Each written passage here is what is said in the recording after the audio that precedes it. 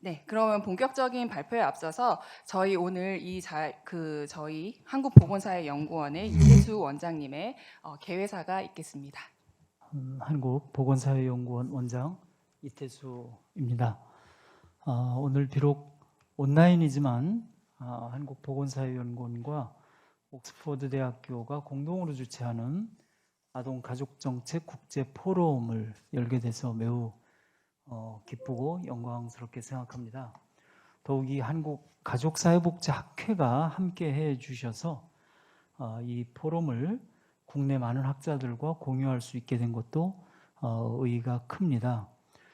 저희 보사연은 보건사회연구원은 국내외의 많은 기관들과 다양한 방식의 협력을 도모하고 있고 지금 최고의 정책 보고서를 만들어 내고 있으며 이를 통해서 정책 발전에 기여하는 역할을 수행하는 데 벌써 횟수로 53년째 매진하고 있습니다.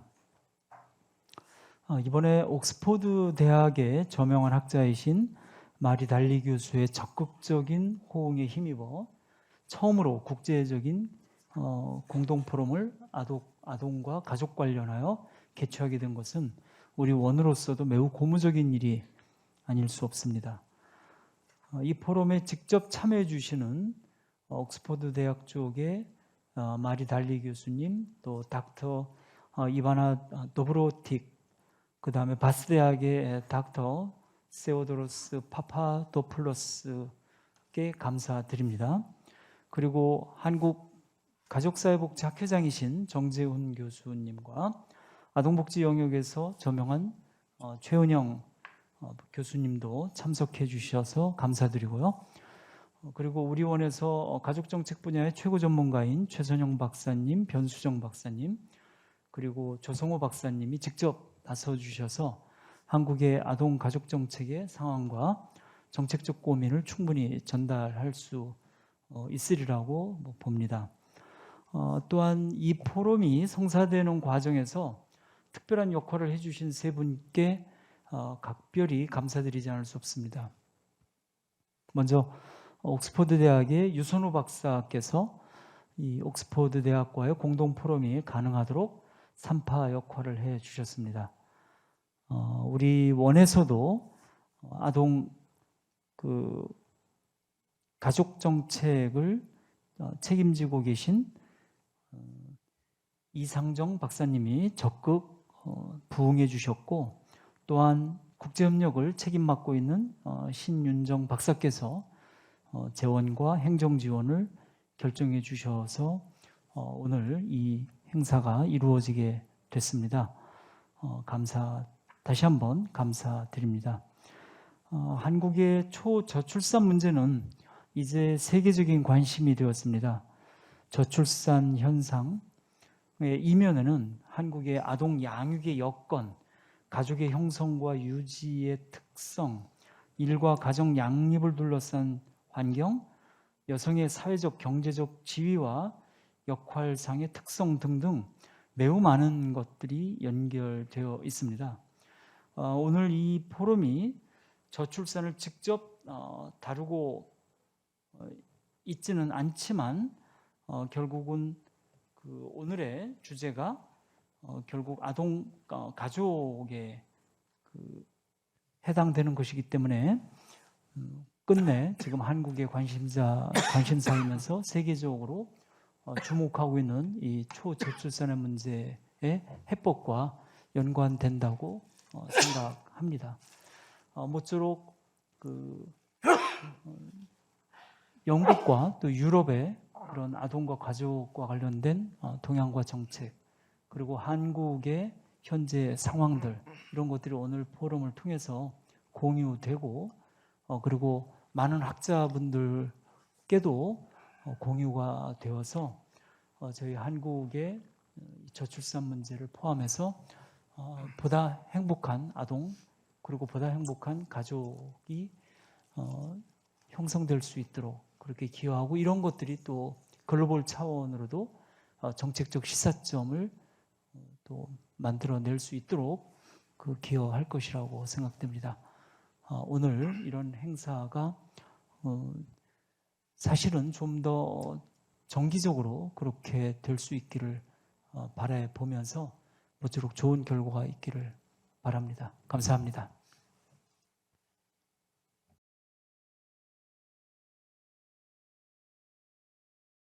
네, 그러면 다음으로 옥스퍼드대학교 사회정책개입학부 메리 데일리 교수님의 축사가 있겠습니다. Good afternoon, everybody. It's morning here in Oxford, as you know, but I know it's much later there.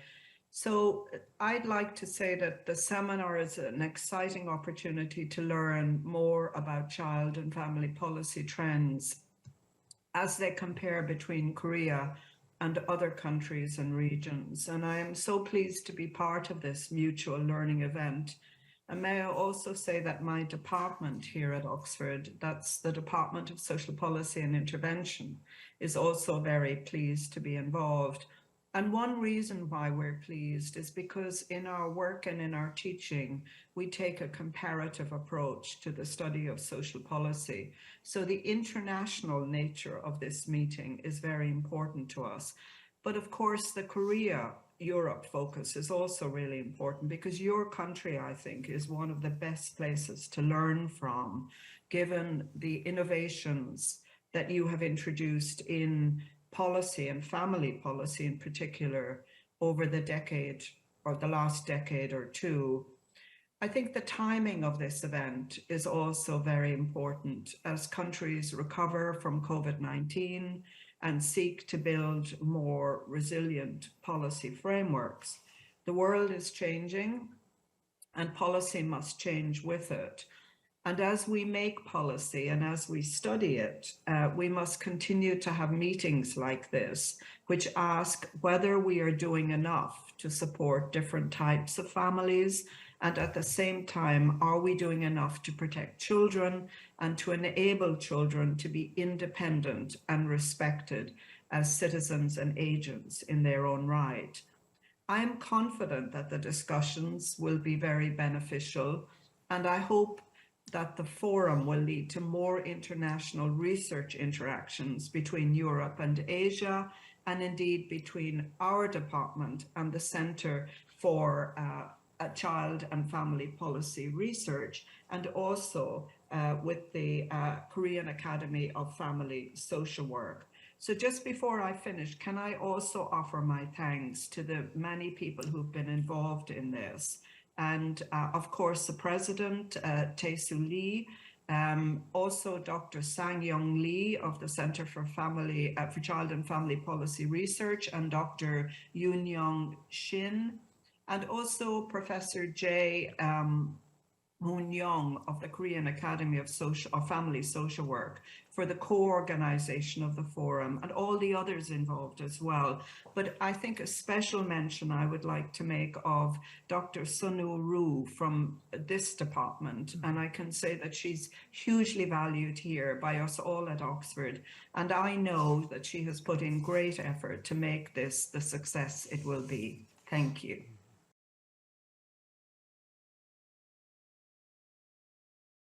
정재훈 교수님의 환영사가 있겠습니다. Good morning in English time. 한국보건사회연구원과 영국 옥스퍼드대학교에서 공동 주최하는 온라인 학술대회, 국제학술대회에 한국가족사회복지학회가 함께할 수 있음을 무한한 영광으로 생각합니다. 연구원의 우수한 연구진과 더불어서 옥스퍼드대학교의 저명한 전문가들이 참여하기 때문에 이 자리가 더욱 빛이 나는 듯합니다. 저출산 고령화 현상의 지속, 그 다음에 이제 이주민, 난민의 급속한 증가가 이어지면서 사실 유럽에서도 이제 인구학적 변동이라는 거대한 물결이 지나가고 있습니다. 유럽 복지국가 체제의 가장 중요한 도전 요인 중 하나가 되고 있는 인구학적 변동에 대응해서 가족 정책과 아동 정책의 새로운 틀을 짜야 하는 과제가 등장했습니다. 이런 시기에 두 영국 석학의 주제 발표는 매우 의미가 있다고 봅니다. 왜냐하면 한국의 상황이 향후 유사하게 전개될 가능성이 있기 때문입니다.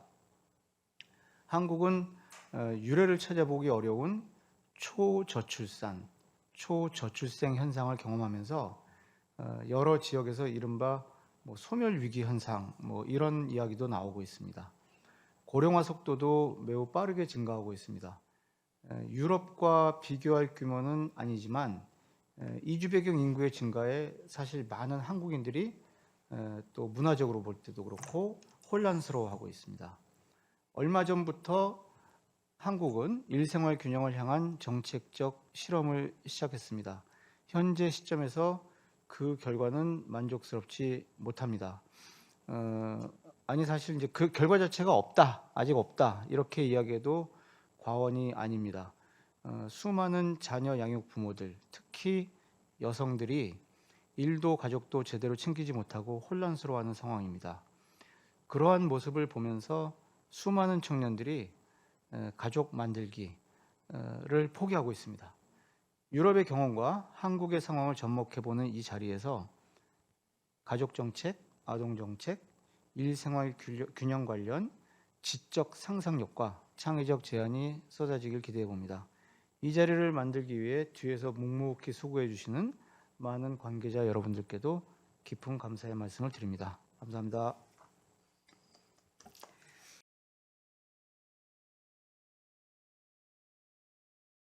첫 번째 프레젠테이션은 메리 데일리 교수님이시고요. Innovations and New Thinking in Child-Related Policy in Europe and Beyond라는 주제로 발표를 해주시겠습니다. Good afternoon, evening again. Yes, I mean, can I just say that the backdrop here or the context here, I'm going to talk about Europe mainly.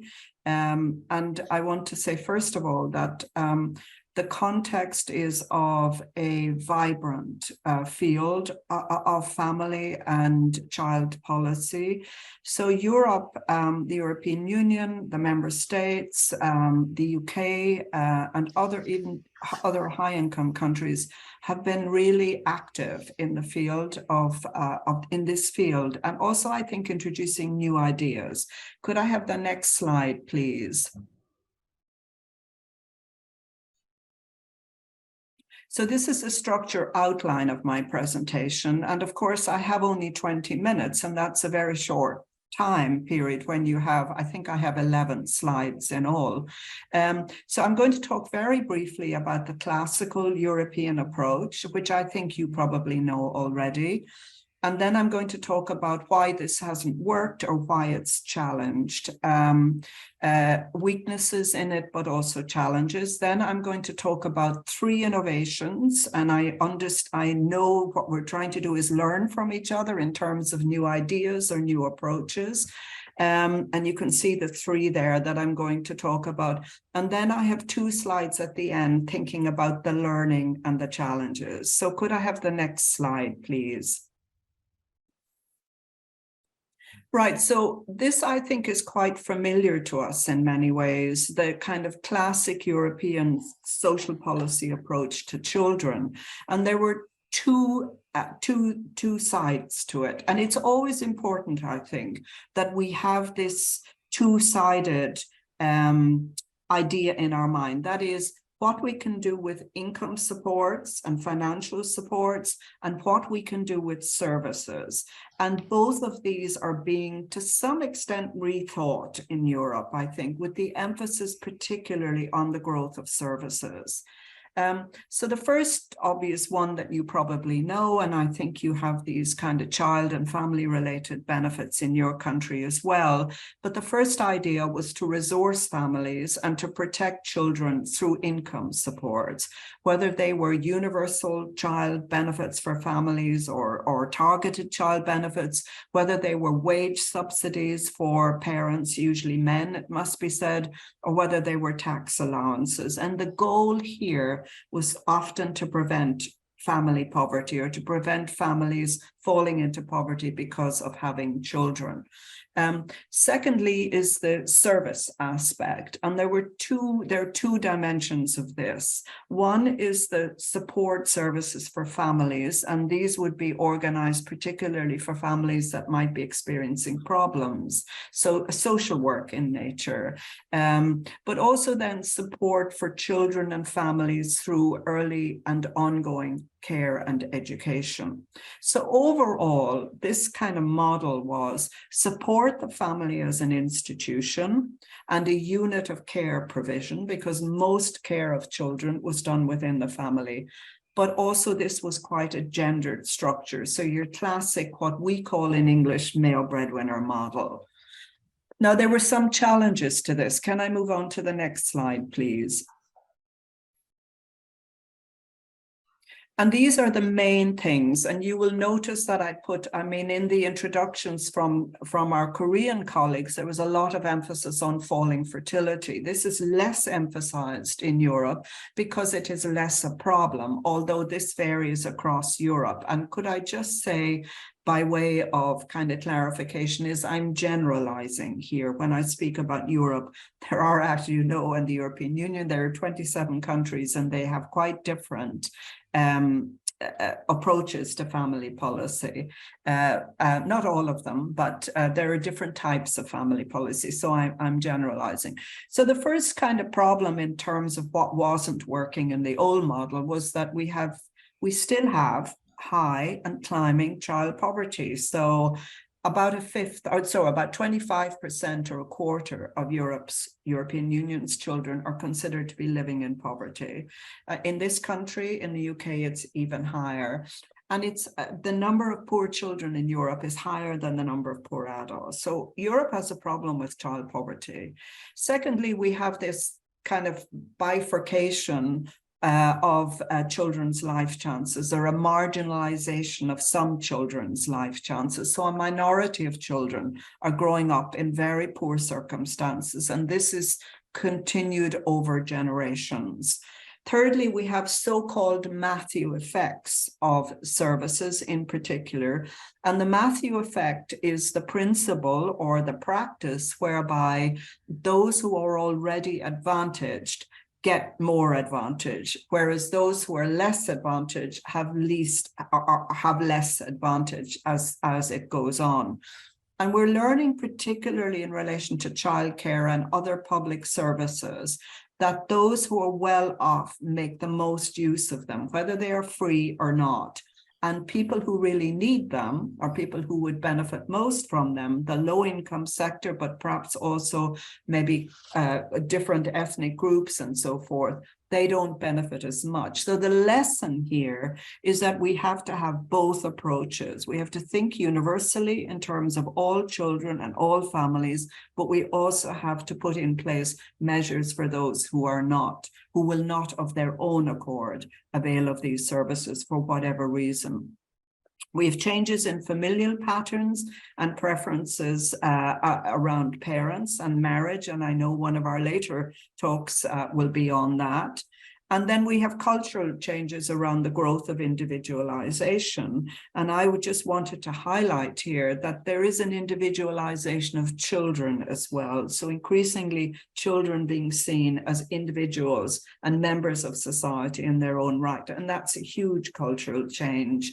And it's not complete in Europe. It's still going on. And I imagine it's going on to some extent in Korea as well. And then the final issue that really has required a change of perspective is falling fertility. And we have a much higher, European Union has a much higher fertility rate than your country. Overall, the European Union rate is 1.53 or was 1.53 in 2021. And that probably seems extraordinarily high by the standards of some of the your country and surrounding countries, but it is still below, reproduction rate. So Europe is concerned about this as well.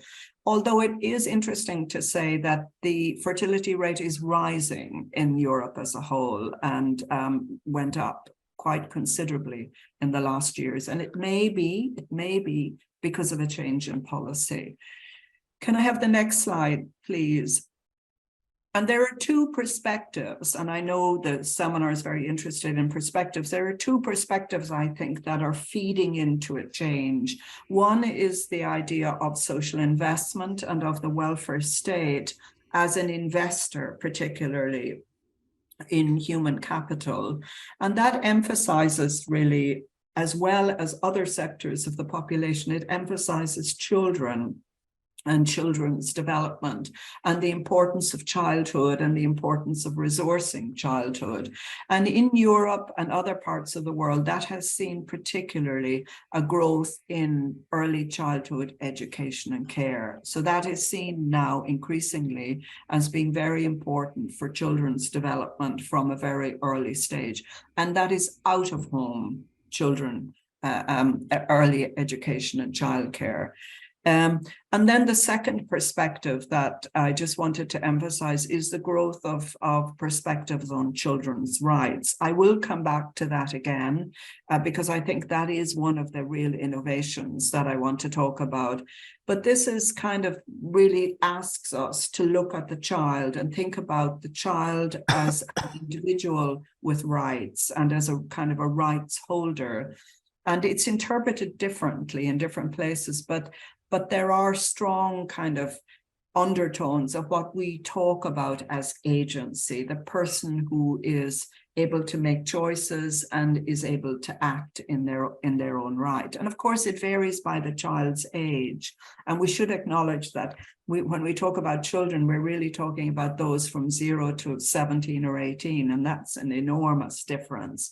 So we use these very general terms, but we need to think specifically, I think, about children different ages. And the other kind of way, I suppose, of the other dimension of children's rights, or another dimension of children's rights, is thinking about children's material or survival needs, and then also thinking about their social development needs. So that's something that has come, I think, from the UN, the United Nations Convention on the Rights of the Child, from 1989, that we have to think about two dimensions of children's rights. And another dimension is the notion of children's participation. That is, that children should have a voice and that they should be heard in society, again, particularly depending on the age, and that they should be consulted about different developments. So can I move on and talk about, I'm starting with the innovations now, and I have 3 slides that are going to talk about each innovation in turn. So could I have the next slide, please? So the first innovation, and this probably is, I think, the most substantial in some ways, because it's a little bit of a big bang. The notion of guarantees for children. And this has taken place particularly in the context of guarantees to services. And it's from 2019 in the EU. They have introduced the notion of a European child guarantee. And it's quite radical, because if you think about it, in most countries, adults aren't really guaranteed anything, particularly as the welfare service changes and we move much more towards means tests and testing people's deservingness rather than giving universal rights. But there is a commitment in the European Union at the present time to develop the idea of children as having guarantees to certain services. In particular, they offer 5 guarantees, or they're trying to implement 5 guarantees. And you can see here, they want to introduce free and effective. So they are concerned about the Matthew effect, because we know that if you give free, as I said, doesn't necessarily get down or availed of by those who are less advantaged in society, if I could use that term.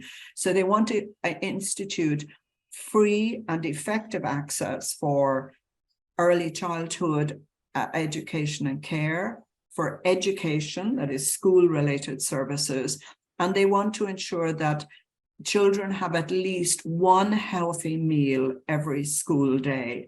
And just very briefly to say that the thinking about healthy meal, UNICEF and some of the other child-related organizations would say that that's one of the best anti-poverty child measures that you could introduce. It's a really effective measure to counter it. It's not sufficient on its own, but it's one of the best measures. And in this regard, and I'll come back to it again, I think things that we can give directly to children are really worth thinking about if we're kind of serious about addressing child-related difficulties and that. But then also, as well as early childhood education and care, and education and healthy or nutrition, the EU is also concerned about adequate housing for children, or adequate housing, children's housing situation, and also children's health situation. So let me just summarize the significance of this. So one, it's about services. Two, it's about services to the children who are most in need. And there are different ways of defining that, but they're thinking about children living in poverty long-term. They're thinking about children with a disability. They're thinking about children of migrant families. And then there are also some other categories of children. So this idea is of guarantee starting in a way with those children who are most excluded. And I think it's really, as I said, very innovative, but it's also a recognition that the existing model isn't working really, or hasn't worked sufficiently for the poorest children and the poorest families and parents. Can I have the next slide, please?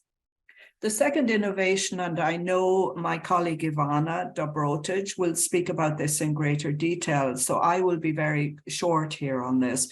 But as well as children, we're thinking about parents, and we're thinking about parenting. And here I think, and I know Korea has also got a series of leaves, but what Europe has been doing is developing, as well as having the maternity leaves, which are the rights for mothers, is thinking about parenting related leaves. And there have been kind of two developments there. One is the development of parental leave, and the other is the development of leaves for fathers. And Ivana will talk about that, so I won't really go into that in detail. And this is coming a bit out of a work-life balance perspective. It's primarily a benefit for parents, or thinking through the lens of the parents' welfare rather than necessarily directly to the child's welfare. Now, there isn't a necessary opposition between the two, but I think one of the messages I want to give is that we have to think directly about children as well, and not always see everything for the child as going through either the family or going through the parent. But the second dimension that is happening around is a more general sense of supporting parents, because of course the leave gives parents time, but it doesn't always give parents resources to parent better. And so there is a kind of a growth of services and training programs, many of them online, for actually helping parents to parent. So a focus on parenting, ING, which is how parents parent and whether parents can be helped or improved to parent better. And then the third slide, and I'm almost finished with my innovations. Can I have the next slide, please? Thank you. Here, I just want to come back again to the notion of children's rights. And you will be aware yourself that we've had the Convention on the Rights of the Child, which was revolutionary, actually, but it's 30 years old now. And so what you see is, on the one hand, it's getting tired, I think, that it's regarded as rather old. But on the other hand, I think there's an evolution in policy and in thinking, and sometimes our thinking matters as much as actually what we have in place. There is an evolution of thinking around what we can do for children. And I just give the example, two examples there. So children, the European Pillar of Social Rights, which is kind of, I suppose, Europe's kind of social contract in a way, or social protection contract. And that gave children 2 rights, or sought to give children 2 rights, some of which have subsequently been taken up in the child guarantee, which I mentioned as the first innovation. So early education and childcare, hugely important. And then also to protect children from poverty and those from disadvantaged backgrounds, and to give them the right to have specific measures and equal life chances. So again, that taken up in the child guarantee that I mentioned. But external to the child guarantee is this notion of how we hear children's voices and how we don't silence children any longer. And what you're seeing then in response to this is the growth of kind of representative fora for children. It's mainly for young people, actually, and we probably need to be more precise in our language and not talk just about children at this very large age group. But this growth of children's ombudsman, so a representative voice, somewhere that children can complain to or be heard, children's parliaments, etc., and also children being heard in proceedings that affect them. So can I have the next slide, please? And I have 2 more slides, and this is just an overview. So the lessons, I think, to be learned from this, and I have not been particularly critical of what's going on. There is a critique to be made of what's going on in some ways, even though it is, I think, an improvement on existing policy. But I just want to draw out the lessons. So I think one lesson is that child-related policy requires a multidimensional approach. And it's almost like if we wanted to think about that significantly, we should be thinking, how many things are we doing for children? Almost like a counting approach. Are we doing this? Are we doing that? Are we doing whatever? Or are we only doing one thing? Or are we doing nothing in some cases? So I think thinking of a package of policies. I think policies need to be, if we're really serious about, having a kind of modernizing our child and family policy, we have to think about having both targeting some benefits and services through families and through parents, but also having child-related policies as well. So thinking about children as recipients and beneficiaries of services. We need a vision or philosophy around child-related goals and outcomes, and I don't know if we have that in any country, really. We've here at Oxford, together with Sanu's help, we've been thinking about the dimension or a kind of a framework of child-centeredness. I don't have time to go into that now, but that's one way we've been thinking about. And finally here, I just want to say we need universal policies, but we also need targeted policies. Could I have the next slide, please? And this is my last slide. So just again, as an overview. So I think new ways of seeing children and the role of policy. I want to emphasize kind of 3 priorities here, really. One is that children should receive explicit attention by social policy, by those who make it, by those of us who study it, and those who critique it. I think the attitude that sees children as passive objects of policy, doing things for children, children in the background, really needs to change. And that is a huge change. That is a change that challenges every single society, I think. Not Korea, not only Korea, not only Europe, everywhere, I think, has this attitude that children should be seen and not heard, or should be kept in the background, and that if we take care of families, we take care of children. I'm not sure that's particularly right. And then I think something I've said already, so I can be brief, children can be reached directly through policies that deliver benefits, but especially services. I think it's harder to deliver cash benefits to children, particularly if they're very young age, although some countries do give benefits around educational allowances to teenagers, for example, to keep them in school. And that line of thinking is interesting, I think. So we can reach children directly and we can reach children indirectly. The barriers, as I said, are paternalistic. I think the main barrier are our paternalistic attitudes to children, which actually silence them.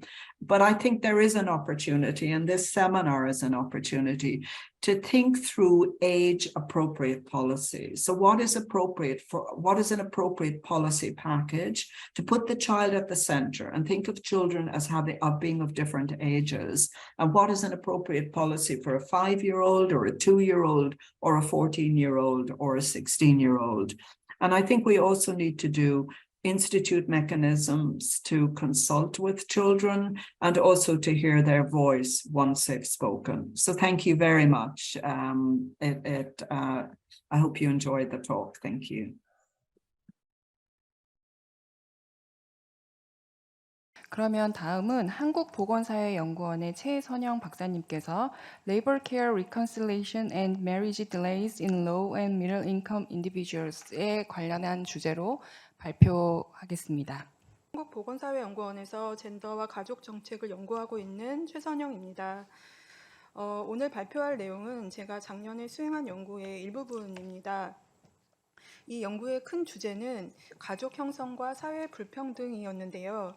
오늘은 계층에 따른 결혼 지연의 서로 다른 동기에서 일생활 균형과 관련된 여성과 남성의 다른 태도와 이해가 어떤 영향을 미치는지에 관한 내용을 발표를 하도록 하겠습니다. 네, 발표는 이제 연구의 개요와 특히 결혼 지연을 초래하는 제약 구조와 그에 대한 이제 남성과 여성의 다른 해석, 이 두 가지를 중심으로 해서 발표를 하도록 하겠습니다. 네, 잘 알려져 있듯이 한국은 합계 출산율 수준이 매우 낮은 상황이고 2018년 이후 1.0 이하에 머물러 있습니다. 특히 한국에서는 이제 결혼 외부에서 출산하는 비율이 매우 낮기 때문에 사실 이러한 출산율의 감소는 부분적으로 결혼의 감소가 가파르게 이루어지고 있다는 것을 의미합니다. 그림 1은 결혼의 감소를 30세 시점에 결혼하지 않은 사람의 인구의 비중으로 표시를 한 것입니다. X축은 출생 연도인데요. 1969년생과 1989년생을 비교해 보면 20년 사이에 30세까지, 즉 20대 안에 결혼을 하는 사람의 비율이 이제 크게 낮아졌다는 것을 알 수가 있습니다. 이런 면에서 한국도 마찬가지로 이제 만 19세 이후에 사실 이제 성인에 도달하고 이때부터 결혼이 가능하다는 그런 관점에서 보자면 이제 결혼의 지연이라는 것은 이제 초기 국면과 이제 후기 국면으로 나누어 볼 수 있겠습니다. 즉 20대 동안에 결혼을 미루는 것, 그리고 후기 국면은 이제 30세 이후에 결혼을 미루는 것으로 나눠 볼 수 있을 텐데요. 한국은 이제 최근에 20대 동안의 이제 결혼의 지연은 주로 이제 대학 진학률이 증가한 것, 이에 따른 노동시장 진입 시기가 늦춰진 것, 그리고 고용이 불안정해진 것, 이런 것들이 영향을 미치고 있습니다. 그런데 이제 30세까지는 대체로 이렇기 때문에 계층적으로 아주 층화된 형태로 결혼 지연이 이루어지지 않는데요. 30세 이후 후기 국면에서는 이런 계층적인 층화가 이루어지고 있는 것으로 나타나고 있습니다. 이것을 이제 교육 수준을 통해서 이제 계층을 표현을 해보자면 남성 같은 경우는 이미 과거부터 계층에 따른 그런 결혼 지연 추세가 나타나고 있었는데 여성 같은 경우는 84년도부터 이런 현상이 조금 관찰되고 있습니다. 그래서 이제 붉은색 그 선이 35세 시점에서의 그 비혼 인구 비중인데요. 고졸자와 대졸자의 비중이 거의 유사한 수준을 나타내고 있는데 이것은 이제 이전 세대에서는 전혀 나타나지 않았던 새로운 현상입니다. 그런데 이 현상들은 주로 이제 남성을 중심으로 해서 연구가 되어 왔었고 그리고 그러다 보니까 사실 이러한 현상을 해석하는 틀은 대체로 상당히 좀 제한적이었습니다. 일단은 남성들이 이제 경제적인 그런 지위가 낮을 때 결혼율이 낮다는 것은 여전히 이제 배우자인 여성들이 남성을 이제 경제적 프로바이더로 보고 있다는 것으로 이제 해석이 되기도 했었고요. 그러다 보니까 사실 오늘 주제인 이 일생활 균형이라든지 이제 변화된 가족의 기초에 대해서는 사실 지금까지 논의는 상당히 그런 사실들을 이제 간과해 왔다고 볼 수 있습니다. 오히려 이제 가족의 경제적 기초에만 주로 초점이 맞추어졌고 남성의 경제적 역할이 주목되면서 이 돌봄이라든지 이런 것들, 이러한 배치, 제도적 배치가 계층에 따라 어떻게 다르게 되어 있는지 이런 최근 한국의 10여 년 동안의 변화를 충분히 잘 다루어 주지 못했다는 것이 이제 저의 문제 의식이었습니다. 그래서 이러한 문제 의식에서 저는 이제 29세 이상의 비혼 남녀의 결혼 지연 동기에 대한 이제 심층 면접을 진행을 했고요. 오늘 발표에서는 노동시장 지위 그리고 재정적인 상태 그리고 일생활 균형에 대한 기대 그리고 이제 젠더 규범과 가치 등이 이러한 결혼 지연에 대한 동기를 형성하는 데 영향을 미치는 것을 이제 보여드리고자 합니다. 그래서 이 연구에서는 이러한 관심 때문에 이제 여성과 하위 계층을 이제 과대 대표하는 그런 표집을 진행을 했고요. 그리고 연구 대상 참여자들을 이제 4가지 집단으로 이제 구분을 했습니다. 하나는 가족 조건과 그 다음에 이제 초기 성인기에 부모로부터 경제적 지원을 제공받았는지의 여부를 가지고 이제 상위 계층과 중하위 계층을 구분을 했고요. 두 번째 요소는 이제 본인의 현재 노동시장 지위와 그다음에 노동시장에서의 이력을 중심으로 해서 구분을 했습니다. 그 결과 이제 4가지 이런 카테고리가 만들어지게 되는데요. 오늘 발표에서는 특히 유형 1과 유형 4를 대비시키는 방식으로 해서 이제 말씀을 드리도록 하겠습니다. 전체적인 그 연구 결과의 개요를 말씀을 드리자면 저희 연구에 참여한 사람들은 이제 여성과 남성을 모두 포함하고 그리고 계층적으로도 이제 상층과 하층을 모두 포함하는데 대부분은 이제 언젠가는 결혼하기를 희망한다고 말을 하고 있었습니다. 그렇지만 좋은 결혼에 접근할 수 없다면 혼자 사는 것이 더 나은 차선책이 될 수 있다는 것이 또한 공통된 의견이었습니다. 여성들 같은 경우는 이제 남성과 마찬가지로 결혼에 대해서는 재정적 준비를 마찬가지로 중요시하고 있었지만 실제로 좀 더 구체적으로 결혼에 접근하는 데 있어서는 파트너와의 어떤 평등한 관계와 또 유사한 그 가치관을 공유할 수 있는 가능성 등을 훨씬 직접적인 그런 결혼에 대한 기대와 연관짓고 있었다는 점이 이제 두드러졌습니다. 또한 이제 유형 4에 집중해서 보자면 여성들은 사실 이제 남성에게 경제적으로 의존할 수 있을 것이다라는 그런 기대를 거의 갖고 있지 못했는데 왜냐하면 한국에서는 결혼이라는 것이 좀 상당히 이제 합리적으로 이루어지기 때문에 자신과 유사한 경제적 계층 수준에 있는 사람과의 결혼이 현실적이고 당연하고 또 도덕적으로도 올바르다고 생각하는 경향이 있습니다. 그래서 사유형의 여성들은 자신도 사유형의 남성과 만날 것이다라고 기대를 하는데 그러한 이제 결혼에서 여성들이 남성에게 그 전통적인 그런 부양자 역할을 기대할 수는 없는 것이겠죠. 근데 반대로 그러나 남성들은 결혼한 이후에 자신이 어떤 유일한 부양자가 되는 것이 당연할 것이라고 기대를 하고 있었습니다. 이러한 점은 뒤에 말씀드리겠지만 남성 특히나 재정적인 그런 자원이 부족하고 노동시장 지위도 주변적인 남성들로 하여금 자신의 현재적인 그런 재정적인 동원 능력보다 더 높은 수준의 그런 경제적인 그런 준비 상태를 요구하는 그런 배경이 되는 것으로 나타나고 있었습니다. 그리고 오늘 주제인 일생활 균형의 가능성 면에서도 1유형과 달리 4유형에서는 이러한 제도에 접근할 수 있는 그런 가능성을 매우 희박하게 보았기 때문에 이러한 이제 전통적인 젠더 배치를 남성들이 더 많이 이제 붙잡도록 하는 그런 제도적인 배경이 되는 것을 확인할 수 있었습니다. 그래서 제약 구조를 중심으로 해서 말씀을 드리면 첫 번째는 이제 노동시장과 관련된 것으로서 이제 사유형뿐만 아니라 상당히 많은 이제 여성, 남성들이 청년기에 노동시장 지위를 안정화하는 데 어려움을 겪고 있다는 점은 잘 알려져 있습니다. 이러한 사실에 대해서 그런 불안정한 상태를 보충하기 위해서 빨리 결혼을 하겠다는 이런 방향으로 가기보다는 지금 현재의 자리가 이제 아직은 불만족스럽기 때문에 계속 원하는 일을 찾을 때까지 혹은 뭐 기회를 잡기 위해서 결혼은 뒤로 미루는 것이 좋고 지금은 결혼할 때가 아니다라는 것이 여성과 남성 모두의 이제 공통된 태도였습니다. 그리고 그런 면에서 이게 남성 같은 경우는 자신은 이제 진짜 좋은 기회가 나타날 때까지 기다리겠다 이런 태도를 보였고 이것과 같이 이제 결혼은 그 뒤로 미루겠다는 것을 적극적으로 말했습니다.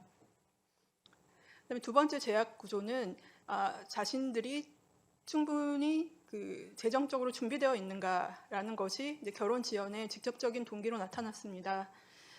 그래서 사실 뒤에 보면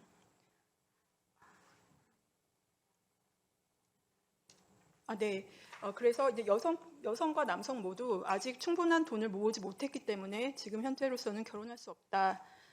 자신의 결혼 재정적 준비 상태를 중심으로 해서 결혼 시점을 고려하는 것으로 나타났습니다. 그 다음에 이제 세 번째 제약 구조는 일 생활 균형, 특히 이제 자녀가 생겼을 때 일을 지속할 수 있는가의 여부와 관련된 것이었습니다. 이 여성 같은 경우는 이제 아이가 생긴다면 나는 일을 그만둘 수밖에 없을 것이다.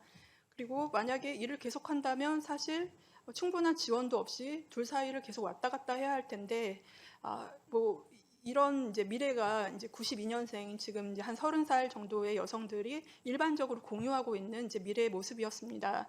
또한 이런 것들은 이제 현재 제조업으로 일하고 있는 사유형의 남성에게서도 그대로 나타나고 있었는데 부모가 같이 일을 할 수 있다면 이제 좀 더 좋겠지만 사실 아이가 생긴다면 어차피 아내는 일을 그만둘 수밖에 없을 것이고 그러면 상황은 매우 어려워지지 않겠느냐.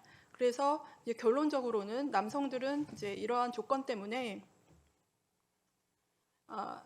이제 충분히 돈을 번 다음에 결혼을 하는 것이 좋다. 그래서 한국 돈으로 이제 1억 원인데요. 이 정도의 돈을 모을 때까지 결혼을 미루겠다고 말하고 있었습니다. 앞으로 돌아가서 보면 사실 근데 이러한 사유형에서 나타나는 이제 미래 가족에 대한 좀 비관적인 전망은 일유형에서 나타나는 그 것과는 상당히 차이가 있었는데요.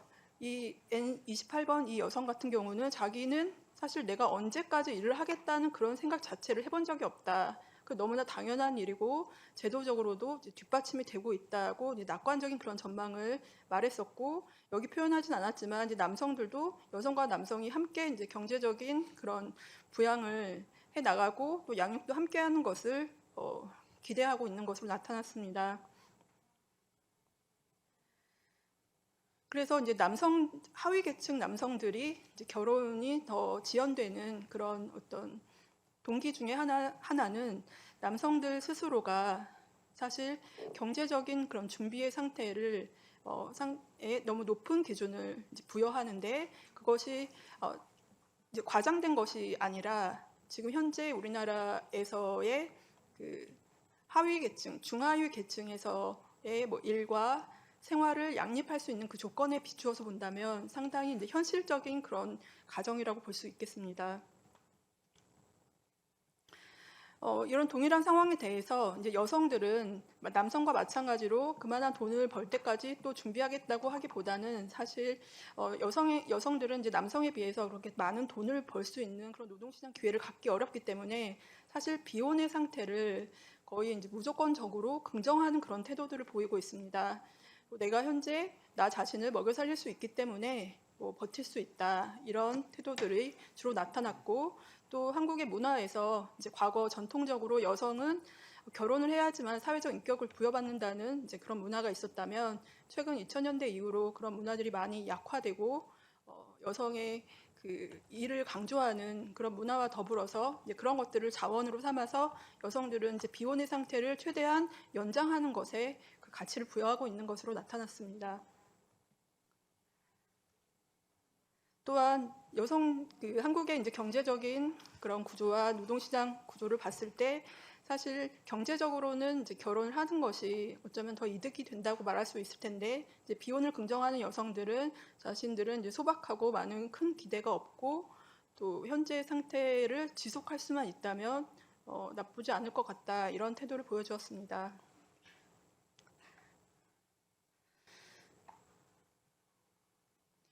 예, 이 연구의 이제 최종적인 그런 결론에서 보면 사실 이제 결혼이라는 것은 이제 경제적인 자원도 많이 중요하고 또 현재 이제 노동시장의 불안정성이라든지 이제 다양한 문제들이 여기에 이제 집중되고 있지만 사실 이제 최종적으로는 가족을 통해서 얻고자 하는 그런 정서적인 기대나 만족에 대한 그런 기대가 최근 세대라고 해서 적지는 않다는 것을 또 발견할 수 있었습니다. 이제 그럼에도 불구하고 계층 유형에 따라서 특히 이제 사유형이 결혼에 대해서 가장 이제 부정적인 전망을 하는 집단으로 나타났으며 또한 이 사유형 안에서 여성과 남성이 결혼에 대해서 가치를 부여하는 정도의 차이가 가장 크게 두드러지게 나타났습니다. 이런 점은 단지 이제 계층적인 변수만으로 설명될 수 있는 것이 아니라 한국에서 일생활 균형 제도가 이제 노동시장의 어떤 이중 구조라는 그런 조건 하에서 확산되는 이러한 과정에서 사실 이 중하위 계층이 어떻게 보면 이제 문화적으로 지체되는 것처럼 보이게 되는 그런 효과를 낳고 있는 것 같습니다. 그러나 이런 문제들을 해결하기 위해서 이제 문화적 해결책보다는 사실 모든 계층이 특히 상위 계층뿐만 아니라 노동시장의 하위 계층에서도 이 일생활 균형이라는 어떤 수단에 접근할 수 있도록 제도의 운영을 좀 더 이제 확대하고 또한 그 강제력도 동원할 수 있는 그런 조치들이 필요하지 않나 이런 생각이 들었습니다. 네, 이상으로 마치겠습니다. Ivana Dobrotic, University of Zagreb 교수님께서 Parental Leave Policies in OECD Countries, Gender and Social Inequalities에 관련하여 발표해 주겠습니다. 감사합니다. Everybody, thank you for the invitation. I'm really happy to be part of this event. And so, as announced, I will talk today about main trends in parenting leave policy development in OECD countries. And I will try with this presentation, I will try to put focus on the relationship between parenting leave policy design and gender and social inequalities in employment and care. And in this 20 minutes I will try to address three overarching topics. One of them is the gender dimension of leave policy development. The other one is the heterogeneity of leave entitlements within countries. And then in the end, I will try to say something very briefly about how leave policies actually relate to broader work care policies, but also to norms. So when it comes to the first topic, which is addressing the gender dimension of leave policy development, this is the topic where we really have a very, I can say, a rich stream of literature. And this, what we can learn from this stream of literature, which is focused on the relationship between care, work, and gender equalities, is that basically there is transformative potential of leave policies, and there is some potential of leave policies to affect gender parental responsibilities, but also employment practices. But on the other side, this transformative potential really largely depends on policy design. And here we have two streams of literature.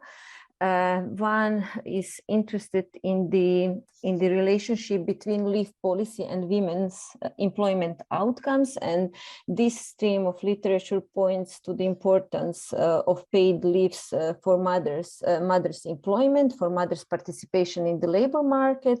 And basically what we can learn from this stream of literature is that if mother is living in a country without any leaves, or their leaves are very short or very long, these mothers are going to experience labor market disincentive. This may be detrimental for their employment rates, for their wages, for their career opportunities, but it can also reinforce the traditional division of care work. On the other side, We have the second stream, which is concerned with gender equality from the perspective of active fathering. And this stream of literature emphasized the importance of well-paid leaves aimed at fathers. And these leaves, which are well-paid, which are aimed at fathers, and especially if they are of longer duration, they have some potential to challenge the gendered social norms about caregiving and also assumptions about good fatherhood. And what we can learn from this literature is that fathers' entitlements, they can encourage fathers' involvement in childcare, and basically in this way also alter gender division of care work. However, we have to be careful here, as the effect of fathers' entitlement is less conclusive when it comes to housework. Here, some studies have noted a trend towards a more equal division of housework, especially in countries with longest tradition of fathers' entitlements, and then in countries where fathers are taking longer leaves or where fathers are on leave alone. However, on this other side, scholars here a bit how to say careful. I would say that would be probably better word. They are careful, and they emphasize that this change may actually been related also to the symmetrical division of labor that was established before a child's birth. And of course, also on the other side, fathers' experiences can also be moderated by various individual, contextual, and also institutional factors, and gender equality issues are sometimes not really central, especially when it comes to practices. If you look at the OECD countries and the policy development from gender perspective, what can we learn here? And also Mary mentioned before that we had this trend of diversification of leaves. In other words, in most of the countries, leave policies began with maternity leaves, which were aimed towards mothers. Today, basically, most of the OECD countries have relatively well-paid maternity leave. And here, the only high-income country which doesn't have a legal entitlement to maternity leave is actually USA.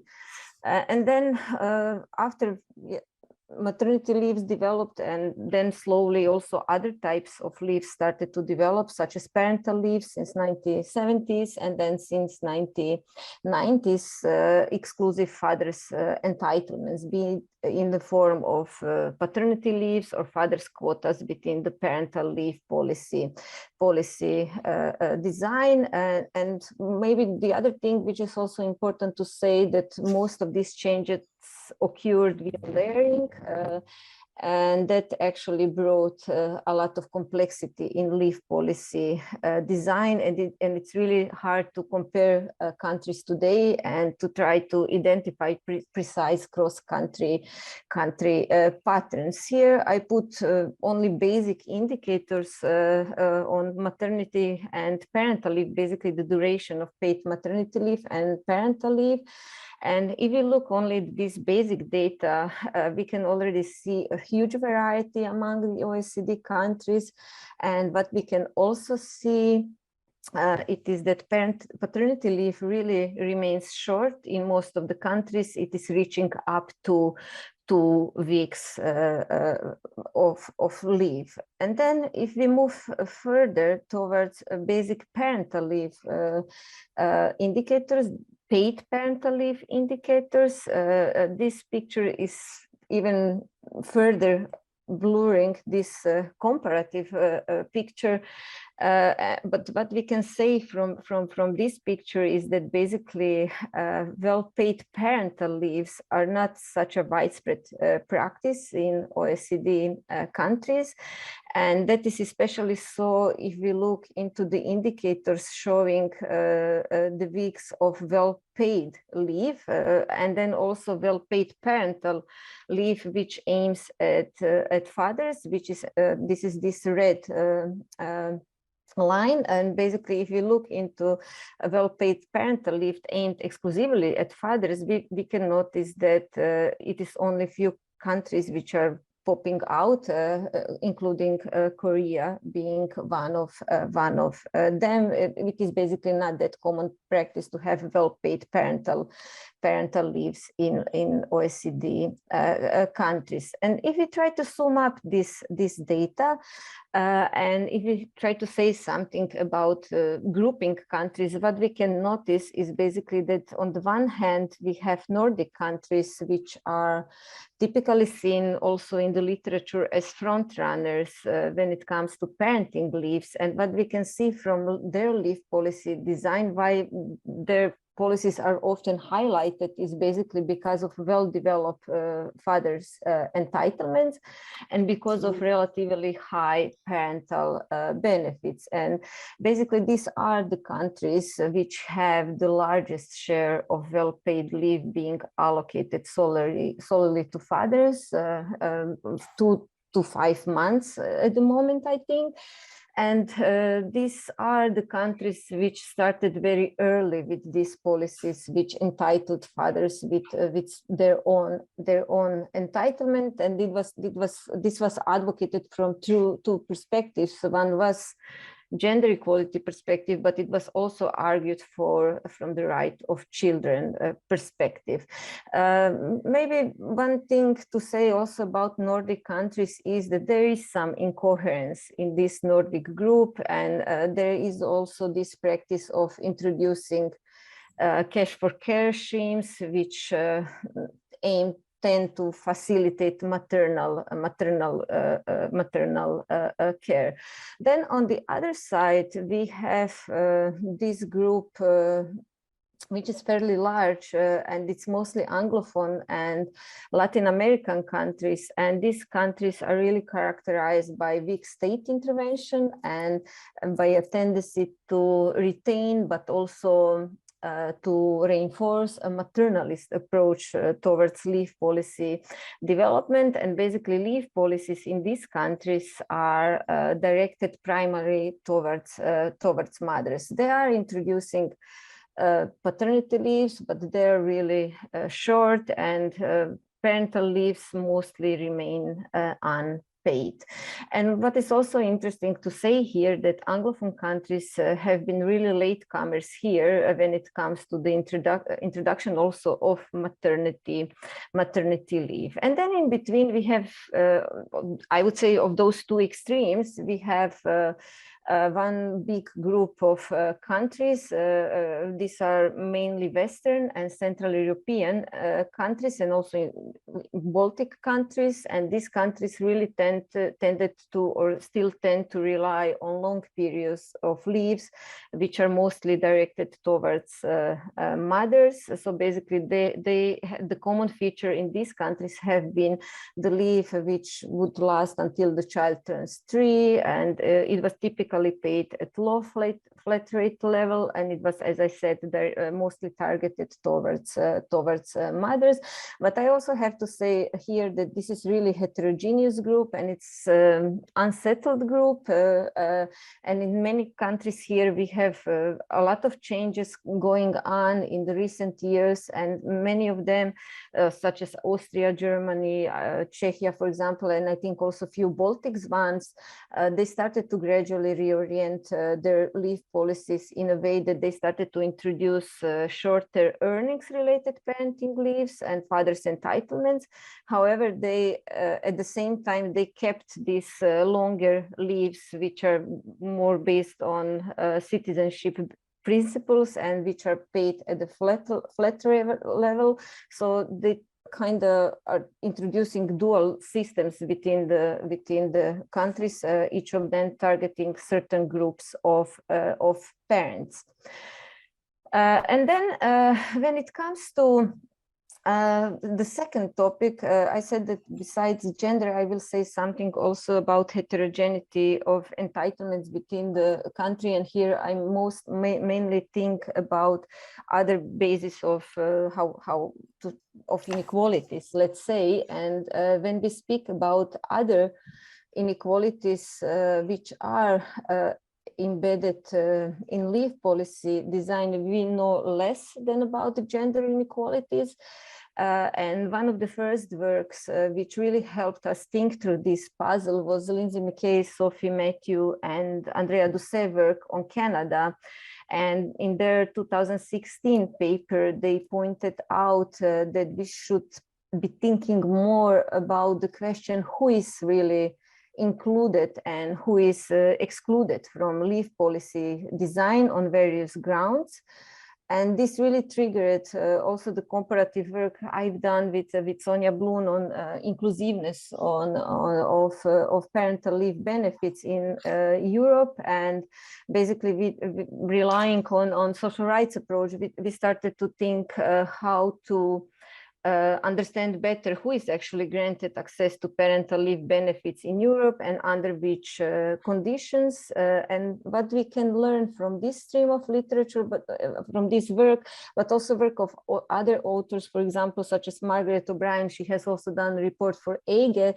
We can learn that actually parents who are in stable and standard employment, they have much better rights, and that basically stable and standard employment is still serving in most of the European countries as a primary condition behind leave eligibility.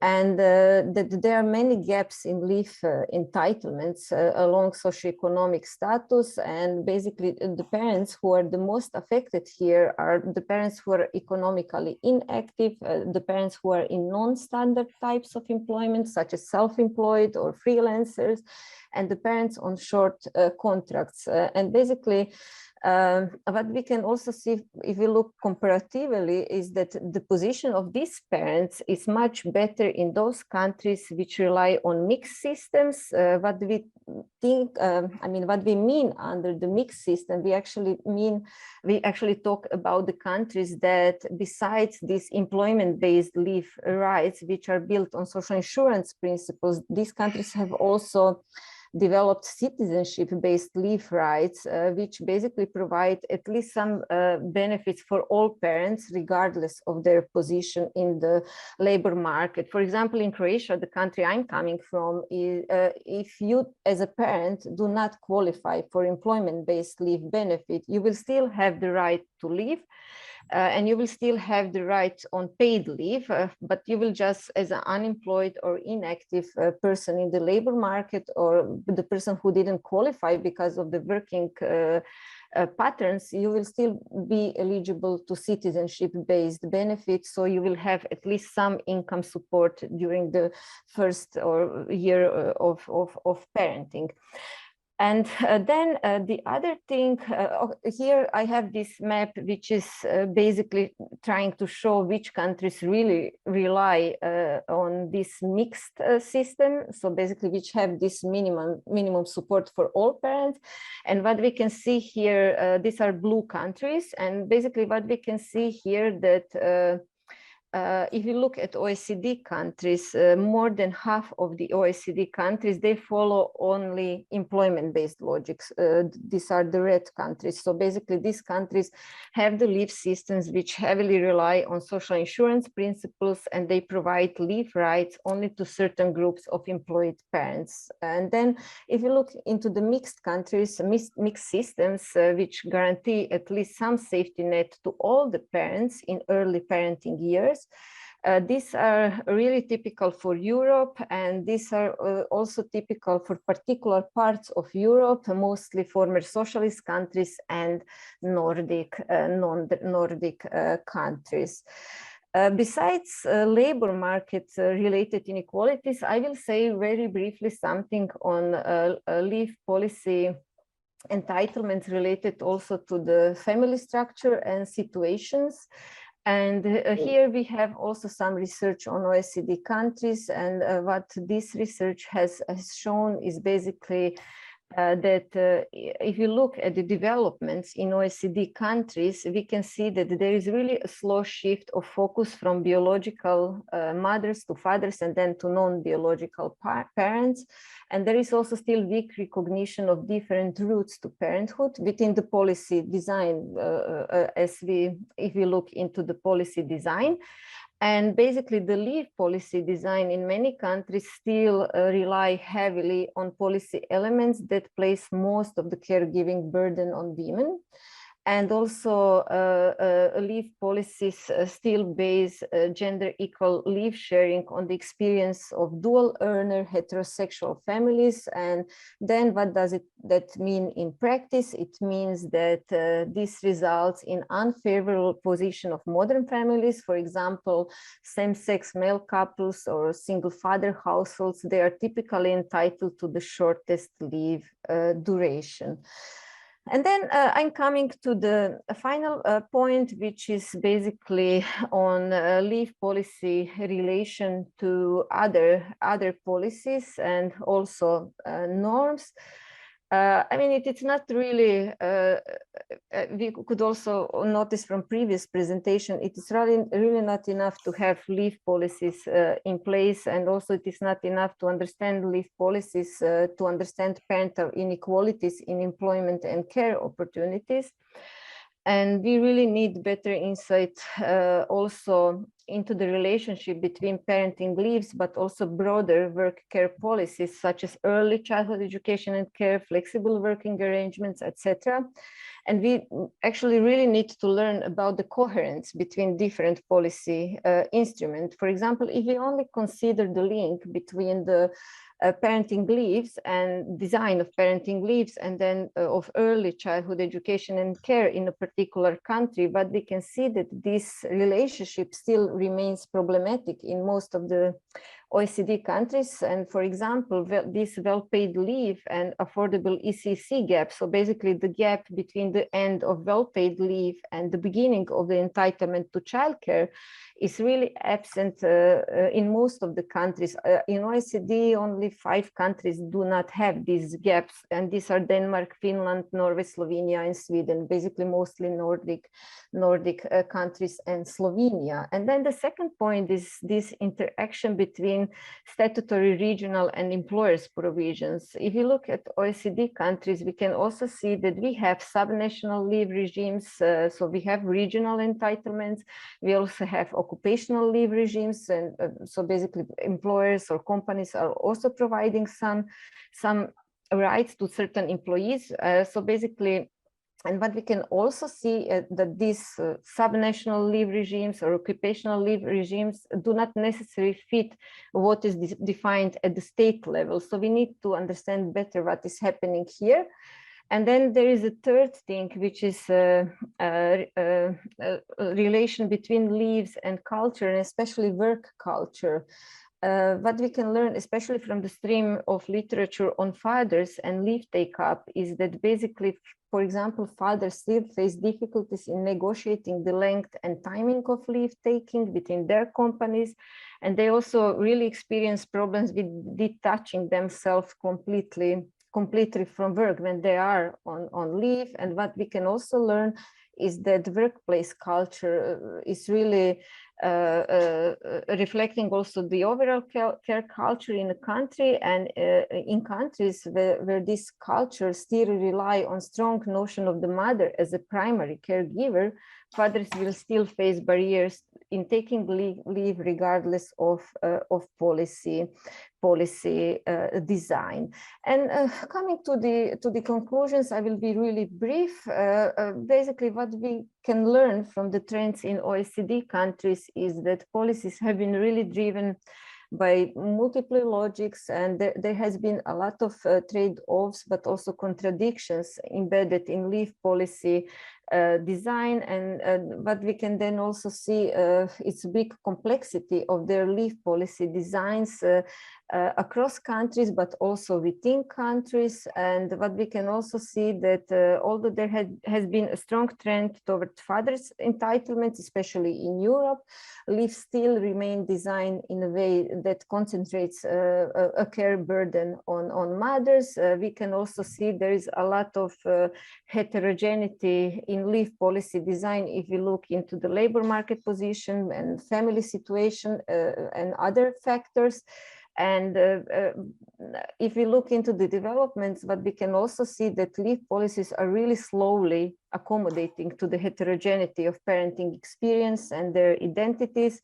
and that is especially in countries that built their relief systems strongly on social insurance principles, which are guided by this idea of typical adult worker. But on the other side, we really need more research to understand this better.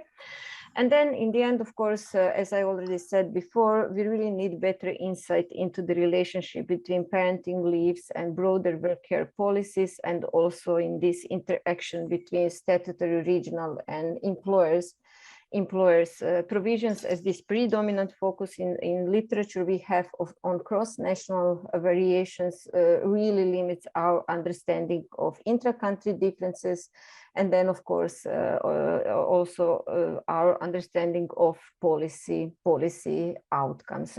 Thank you so much. I will stop now and open to questions like this.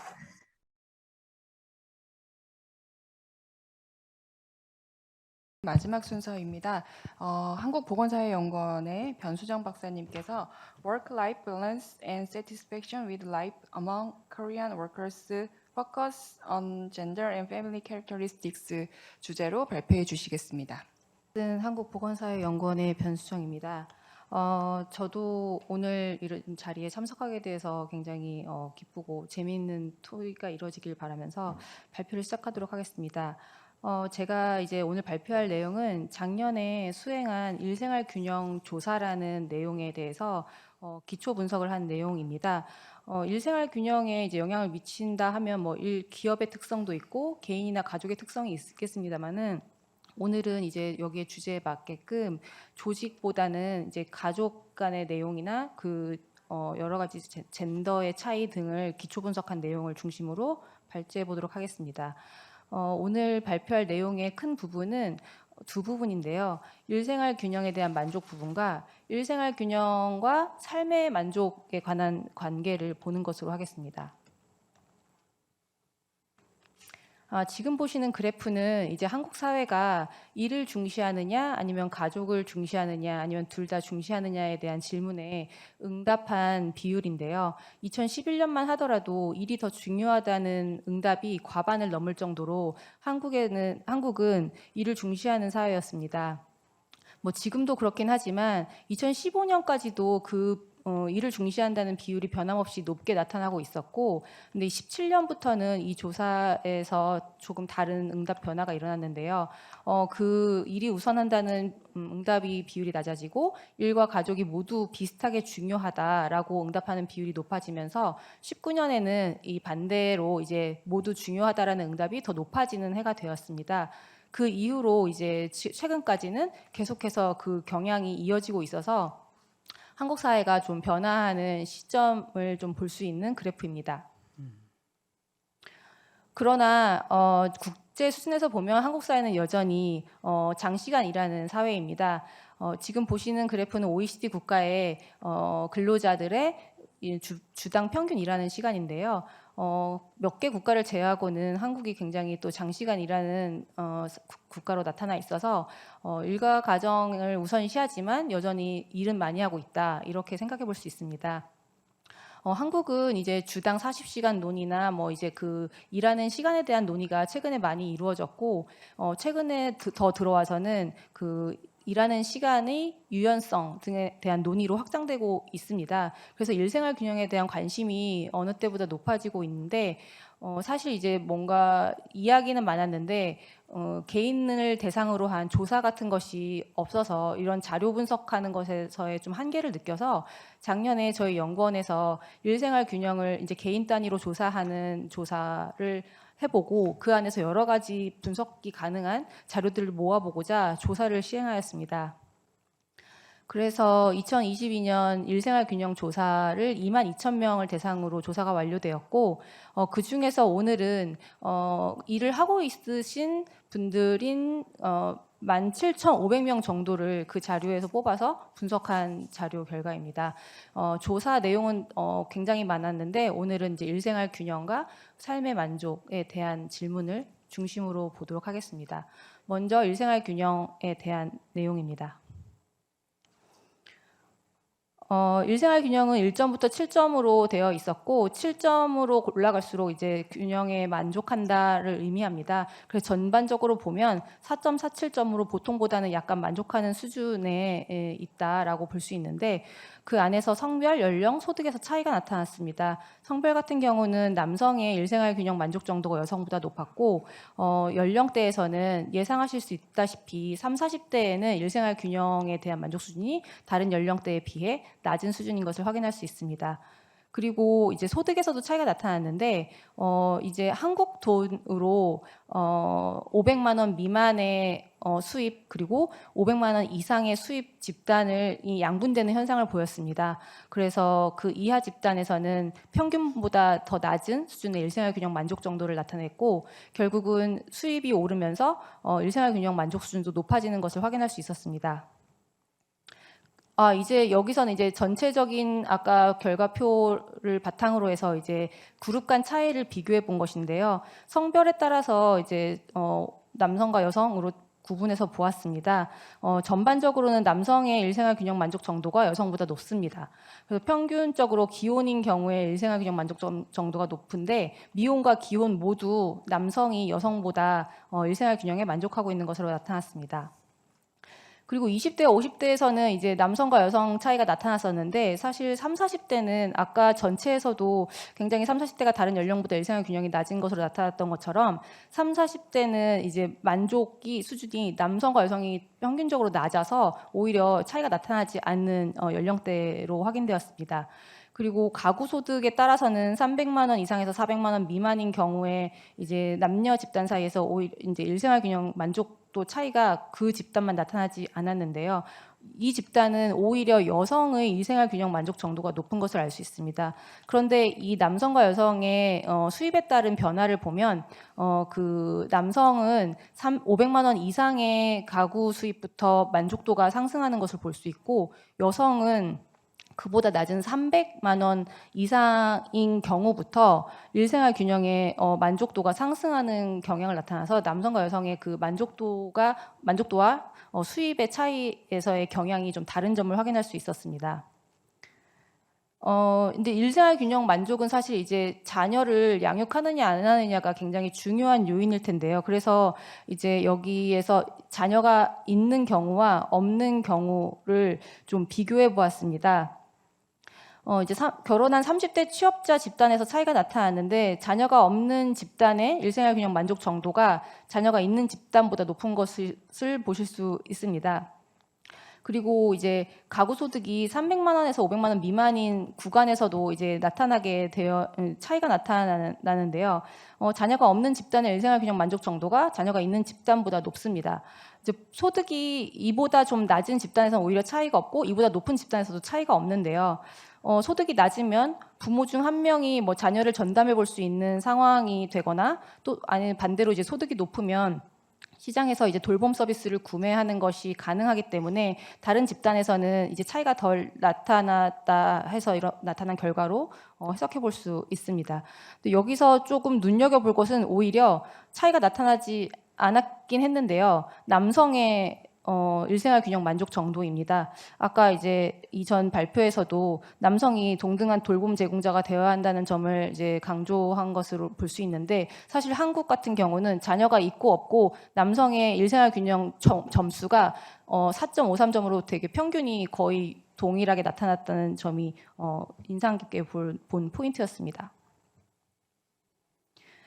그럼 자녀가 있고 없고는 사실 큰 차이가 없었다면 사실 이제 한국에서는 미취학 자녀가 있느냐 없느냐가 굉장히 중요한 일생활 균형에 미치는 요인이 되는데요. 미취학 자녀가 있는 남성과 여성에서는 이제 그 미취학 자녀가 있는 남성과 여성이 상대적으로 상대 집단보다 일생활 균형 만족 수준이 낮은 것을 확인할 수 있습니다. 근데 이제 여성이 전반적으로 남성보다 일생활 균형 정도가 낮아져 있는 상태인데 미취학 자녀가 있으면 그것이 더 이제 큰 기폭제로 작용하여서 여성의 일생활 균형 정도는 이제 미취학 자녀가 있는 집단에서는 다른 평균과 비교해서도 굉장히 낮아지는 것을 발견할 수 있습니다. 그리고 이제 40대 연령 구간과 가구 소득이 700만 원 이상인 경우에 이제 미취학 자녀가 있는 집단보다 없는 집단의 일생활 균형 만족도가 높아지는 것을 볼 수 있습니다. 그리고 이제 가족의 유형으로 또 나눠서 보았는데, 사실 가족 유형은 다양하고 여러 가족 유형을 함께 봐야 마땅하지만 여기에서는 이제 한부모인 경우에 일을 하게 되면 가족 안에서 자녀를 전담해서 돌볼 수 없는 어른이 없다라는 것이 같아지는 상황으로 상정을 하고 한부모 가족과 맞벌이 부부 가구를 비교해 보았습니다. 한부모 가족이 양육자가 일을 하게 되면 이제 일생활 균형 점수가 굉장히 낮아지는 것을 볼 수 있는데요. 점수가 이 다른 집단 평균보다 굉장히 낮아져 있는 것을 확인할 수 있고, 또 자녀가 1명인가 2명인가에 따라서도 한부모와 맞벌이 부부는 다 차이가 집단별로 나타났는데요. 사실 자녀가 1명인 경우의 일하는 한부모 가족이 굉장히 일생활 균형에 어려움을 겪을 수 있다라는 것을 보여주는 표가 아닌가 합니다. 자녀가 2명 이상이면 뭐 자녀끼리의 놀이라든가 아니면 큰 자녀가 어린 자녀를 돌보는 상황이 좀 발생할 수 있지만, 자녀가 1명이고 이 부모가 일하는 한부모일 경우에는 그런 상황이 발생되지 않기 때문에 상대적으로 더 어려움이 큰 집단이다라고 보실 수 있습니다. 이제 두 번째는 이 일생활 균형과 삶의 만족이 굉장히 이제 연관이 깊은데, 이 두 가지를 같이 한번 보았습니다. 삶의 만족 또한 1점부터 7점까지의 점수이고, 점수가 높을수록 삶에 만족한다를 의미합니다. 전체 평균으로 보면 이제 보통보다는 약간 만족한 수준인데, 전반적으로 보면 남성, 그리고 결혼한 경우, 자녀가 있는 경우, 특히 자녀가 2명 이상이면 삶의 만족이 더 높은 것으로 나타났습니다. 그런데 이제 마지막 부분은 이제 아까 보았던 일생활 균형의 만족 정도를 세 그룹으로 다시 나누어서 삶의 만족과의 관계를 본 것인데, 여기는 굉장히 높은 연관성이 있었습니다. 그래서 일생활 균형의 만족도가 높은 집단이 삶에 대한 만족도 높은 경향을 찾아볼 수 있고, 일생활 균형이 낮으면 삶의 만족도가 굉장히 떨어지는 점을 발견할 수 있었습니다. 이번에도 이제 똑같은 이제 구조로 성별에 따라서 일생활 균형과 삶의 만족이 어떻게 달라지는가를 보면, 이제 맨 왼쪽에 있는 것이 전체인데, 회색이 이제 남성이고 노란색이 여성인 그래프입니다.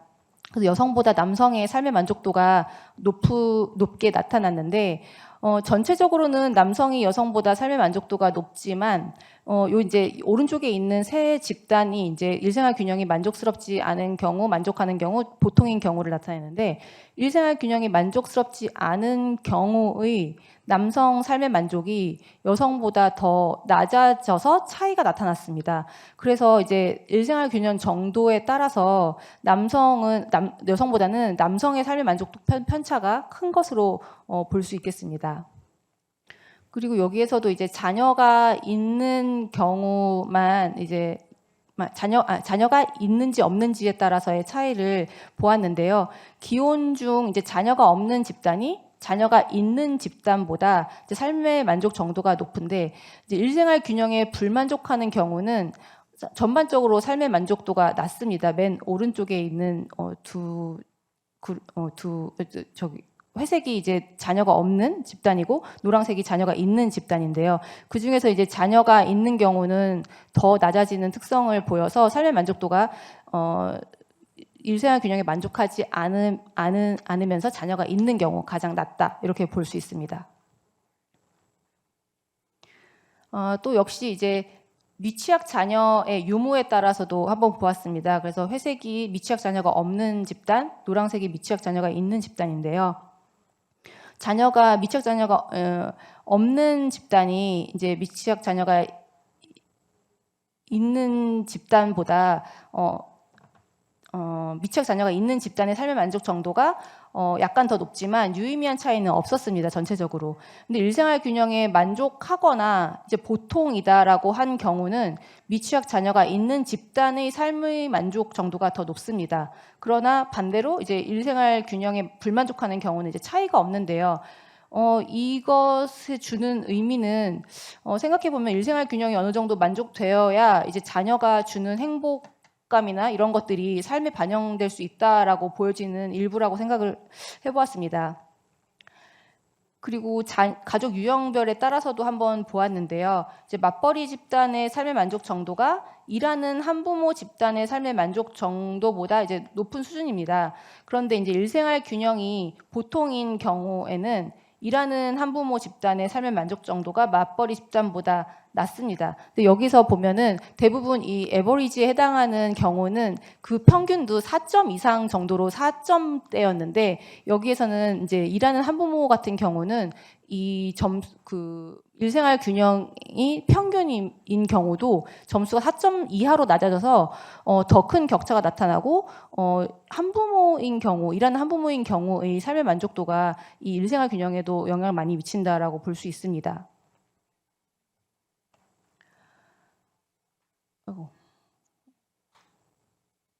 그래서 전반적으로 보면 이제 그 자녀가 있고 없고는 사실 이제 일생활 균형 만족의 유의미한 차이가 좀 없었는데 30대의 경우는 자녀가 있는 경우에 이제 만족 수준이 낮아져서 그것이 이제 또 자녀가 어리냐 안 어리냐에 또 이제 영향을 받아서 그런 결과가 나타난 것 같은데요.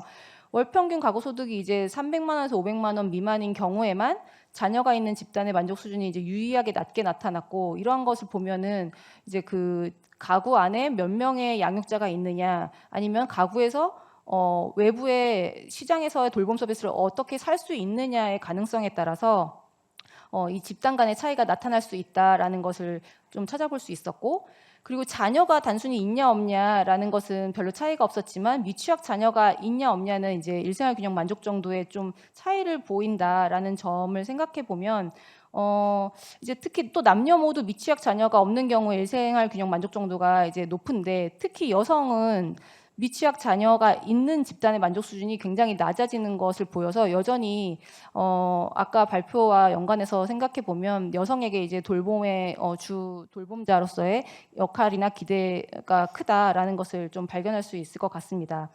그리고 이제 일생활 균형에도 만족하느냐 보통의 경우에만 이제 미취학 자녀가 있는 집단의 삶의 만족 수준이 높아지는 것을 보면 일생활 균형이 보장이 되어야 이제 그 가족 안에서 느끼는 여러 가지 이런 행복이나 삶의 만족이 좀 연관돼서 잘 나타날 수 있지 않을까 생각해서 일생활 균형이 개인 삶의 만족에 미치는 영향이 굉장히 크다라는 것을 좀 생각해 볼 수 있었습니다.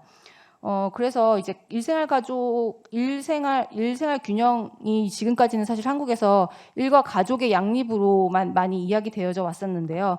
이제 개인의 삶이나 이런 단위에 대한 집중이 좀 필요하다는 것을 볼 수 있었고 여성의 일생활 균형이 기본적으로 낮은 수준이었습니다. 그래서 이에 대한 관심은 사실 여전히 필요하다고 생각이 되었습니다.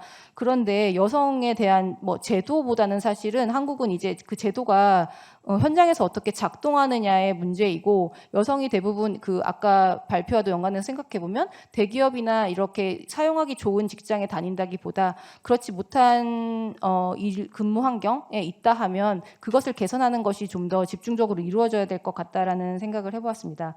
그리고 일하는 30, 40대 그리고 미취학 자녀가 있는 경우에 대해서는 계속해서 일반적인 지원도 필요하지만 집중적인 지원이 조금 필요해 보였고 가족 내 이제 돌봄을 전담으로 하는 양육자가 정해져 있지 않거나 아니면 서비스 구매가 자유롭지 않은 가족 아니면 이제 한부모 가족과 같이 가족 구성원 사이에서 서로 돌봄이 이루어지기 어려운 가족과 같은 경우에 이제 일생활 균형과 삶의 만족을 연관해서 이러한 정책적 고려나 발전이 좀 필요하다 생각이 듭니다. 이제 한국은 제도가 좀 발전하였고 그래서 최근에는 한부모 가족에 대한 일생활 균형 측면에서 이제 가족 돌봄 휴가 일수를 그냥 일반 가족보다 더 증가했다거나 육아휴직 급여에서도 조금 더 고려해서 비율을 높인다거나 하는 변화는 일어나고 있기 때문에 맞는 방향인 것은 같은데 그것이 이제 작동할 수 있는 기제를 만드는 그러한 환경적인 개선이 필요하다라고 보여집니다.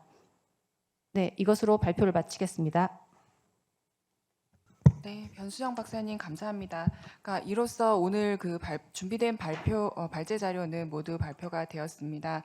그러면 이어서 그 정재훈 교수님, 한국가족사회복지학회장님이신 정재훈 교수님의 리드로 종합 토론을 시작하도록 하겠습니다. 네, 감사합니다. 이제 제가 본격적으로 시작을 해도 되겠죠? 네. 지금까지 발표해 주신 이제 네 분의 발표자께 진심으로 감사드립니다.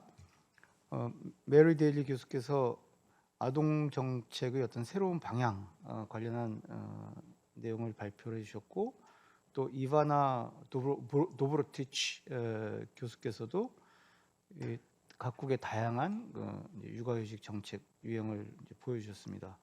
또 한국의 이제 최선영 박사님께서 제가 제대로 이해했다면 결혼을 놓고 달라지는 어떤 남성과 여성의 삶의 모습 이런 것들을 잘 보여주신 것 같고, 변수정 박사님은 이제 일생활 균형과 삶의 만족도 관련 이야기들을 특히 이제 성별, 그다음에 가족 구성, 소득 이런 요인을 통해서 이제 잘 보여주신 것 같습니다.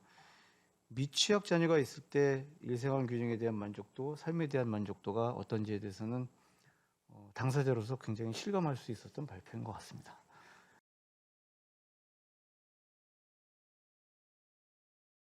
네, 그러면 우리 최은영 교수님께서 먼저 토론을 시작하시겠습니다. 일단 오늘 연결된 주제를 한자리에서 논의를 해주셔서 굉장히 흥미로웠고, 그 현재 부모의 라이프가 어떠냐에 따라서 사실은 앞으로 부모가 될 수도 있는 영 코호트들이 어떤 선택을 할지가 영향을 받는 거기 때문에 오늘 4개 발표를 종합적으로 이해하는 게 앞으로 한국 사회에 굉장히 중요하겠다라는 생각을 했고요. 제가 추가로 강조하고 싶은 부분 중심으로 말씀을 드리도록 하겠습니다. 예, 다음 슬라이드에서 그 일과 케어를 동시에 수행해야 되는 부모에게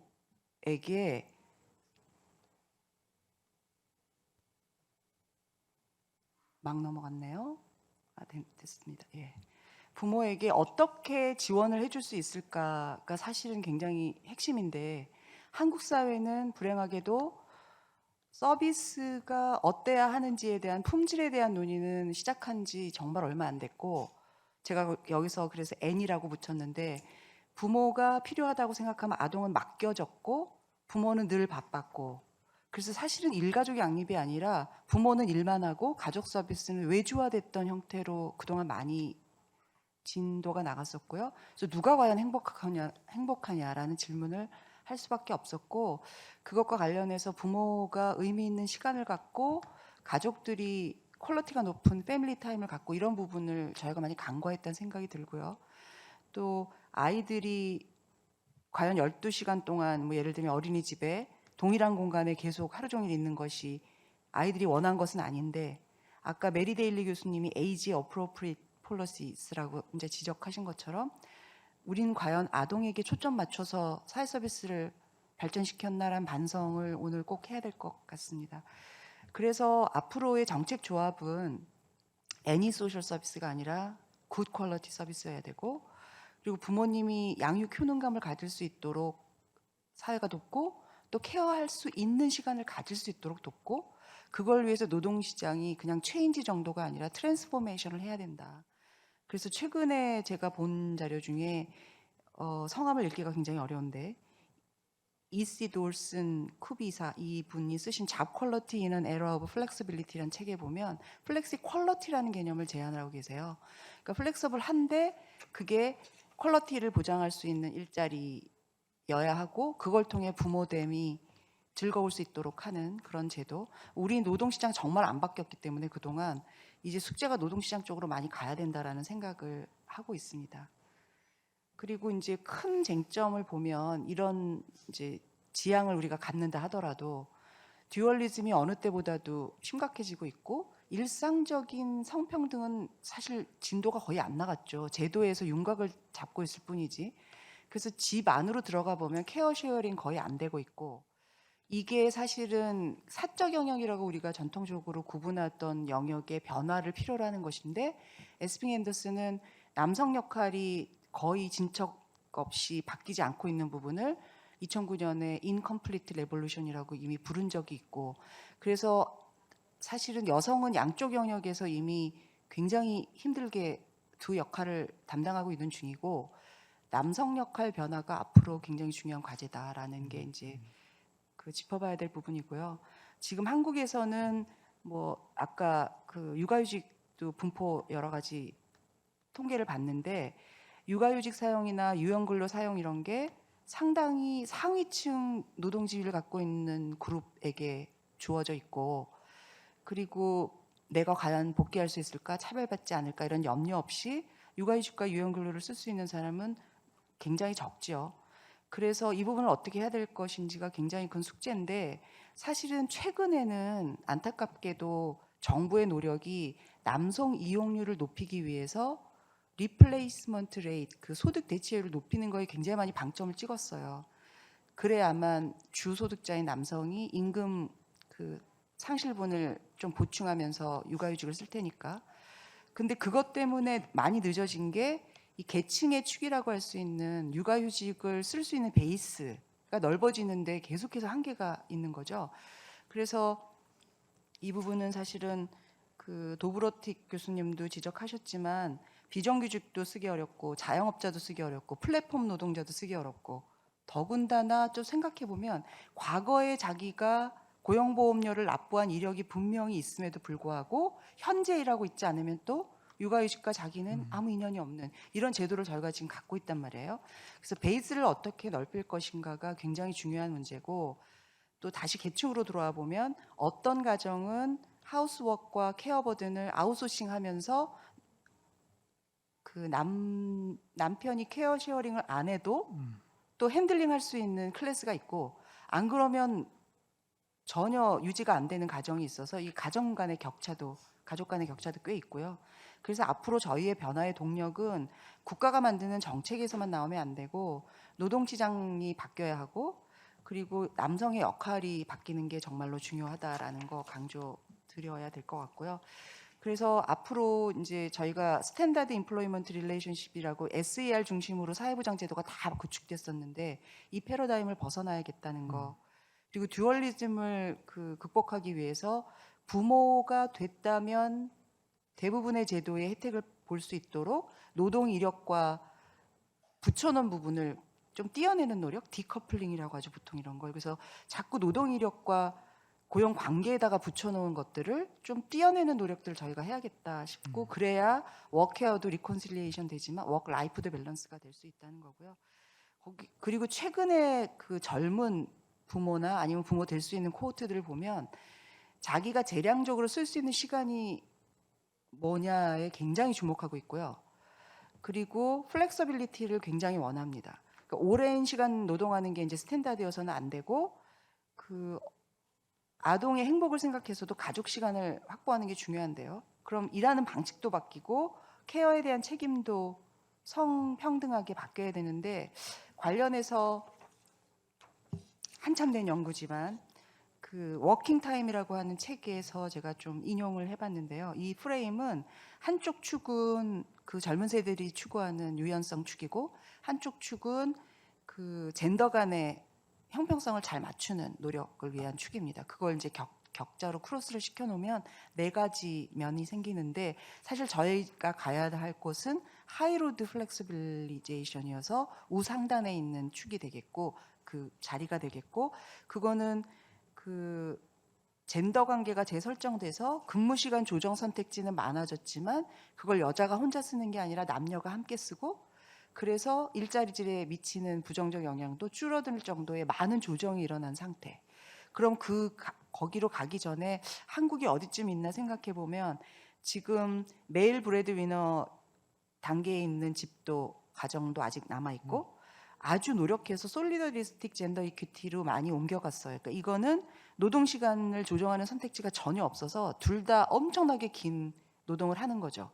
노동 시간만 보면 평등해졌는지 모르지만 이게 가족을 위해서도, 케어라는 입장에서도, 자녀를 위해서도 전혀 바람직하지 않은.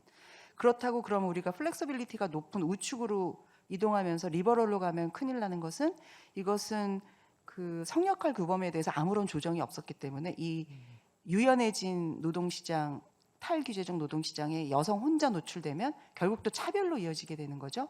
그 오래된 그 스테레오티피컬한 역할을 아무도 벗어날 수 없는. 그래서 저희가 지금 좌측 어디매에 있다면 우측 상단으로 움직이기 위한 굉장히 전폭적인 여러 정책의 합동 노력이 필요한 상태에 있다라는 것을 강조를 드리면서 제 토론은 가름하겠습니다.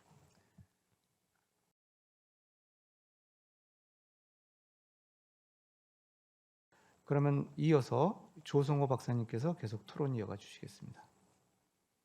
네 분 발제 잘 들었고요. 저는 한국의 일생활 균형 현황 그리고 제도에 대해서 간단하게 말씀을 드린 다음에 몇 가지 질문을 좀 드리도록 하겠습니다. 먼저 그 생활시간 현황인데요. 맞벌이 부부를 중심으로 조금 살펴봤습니다. 이 시간 분류는 일하는 시간, 돌봄, 가사, 그리고 그 나머지 시간을 여가 시간으로 하는 시간으로 분류를 했고요. 전체적인 시간 분포를 보시면 일하는 시간은 7.5시간, 돌봄 1.1, 가사 1.4, 여가 13.9시간으로 분포를 하고 있습니다. 그리고 성별에 따른 차이를 조금 보시면 남성이 일하는 시간과 그리고 여가 시간이 조금 높은 경향이 있었고 여성은 돌봄 시간과 가사 시간이 조금 높은 경향이 있는 것을 볼 수 있습니다.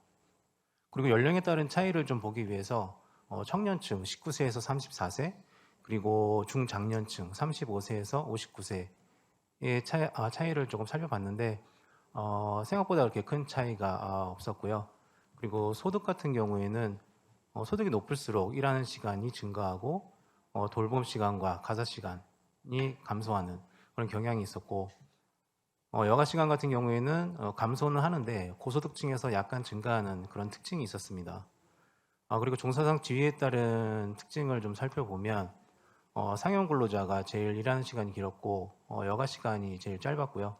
그리고 임시 일용직에서 돌봄과 가사 시간이 약간 높은 수준에 있다는 것, 그런 특징이 있었고 그리고 좀 전에 발표에서도 그 미취학 자녀가 굉장히 많이 나왔었는데 미취학 자녀 같은 경우에는 이 노동 집약적인 돌봄이 발생할 수 있는 가능성이 있기 때문에 저도 여기에서 좀 별도로 살펴봤는데요.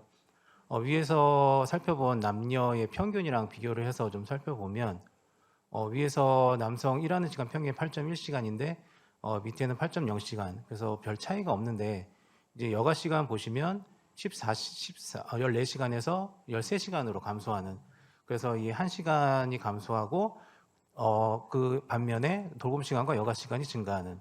그래서 이렇게 살펴보면 미취학 자녀가 있는 남성의 경우에는 여가 시간을 줄여서 돌봄과 가사 시간을 증가시킨다라고 생각을 해볼 수 있고, 그리고 여성 같은 경우에는 일하는 시간이 평균보다 1시간 정도 짧고요. 그리고 여가 시간은 더욱 짧아서 한 1.4시간 더 짧아집니다. 그런데 반면에 돌봄 시간과 가사 시간이 굉장히 많은 양의 시간이 증가하는 걸로 나타나서 여성 같은 경우에는 일하는 시간 줄이고 여가 시간 줄여가지고 돌봄과 가사 시간을 증가시킨다. 그런 경향이 있는 것을 볼 수가 있습니다. 그리고 다음 보면은 이거는 일생활 균형 관련 제도의 인지율인데요. 여기에서 살펴본 조사는 그 기업의 인사 담당자를 대상으로 한 그 고용노동부의 일가정 양립 실태 조사, 그거랑 아까 발표에서도 있었던 저희 연구원에서 실시한 일생활 균형 실태 조사. 일생활 균형 실태 조사는 근로자를 대상으로 했기 때문에 이 근로자가 생각하고 있는 인식이라고 생각할 수 있습니다. 그래서 기업이 인식하고 있는 제도, 그리고 근로자가 인식하고 있는 제도의 비율을 한번 비교해 보기 위해서 이 두 제도를 두 조사를 비교를 해봤는데요. 전체적으로 보시면 기업의 인지율이 근로자보다는 높은 수준에 있고, 근로자 중에서도 남성보다는 여성이 높은 수준에 있는 것을 볼 수가 있습니다. 그리고 종사상 지위에 따라서 보시면 상용 근로자가 좀 높은 수준에 있고 임시 일용 근로자가 좀 낮은데, 그 중에서도 이제 남성 같은 경우에 비교적 낮은 수준을 보이고 있다는 것을 알 수가 있고요.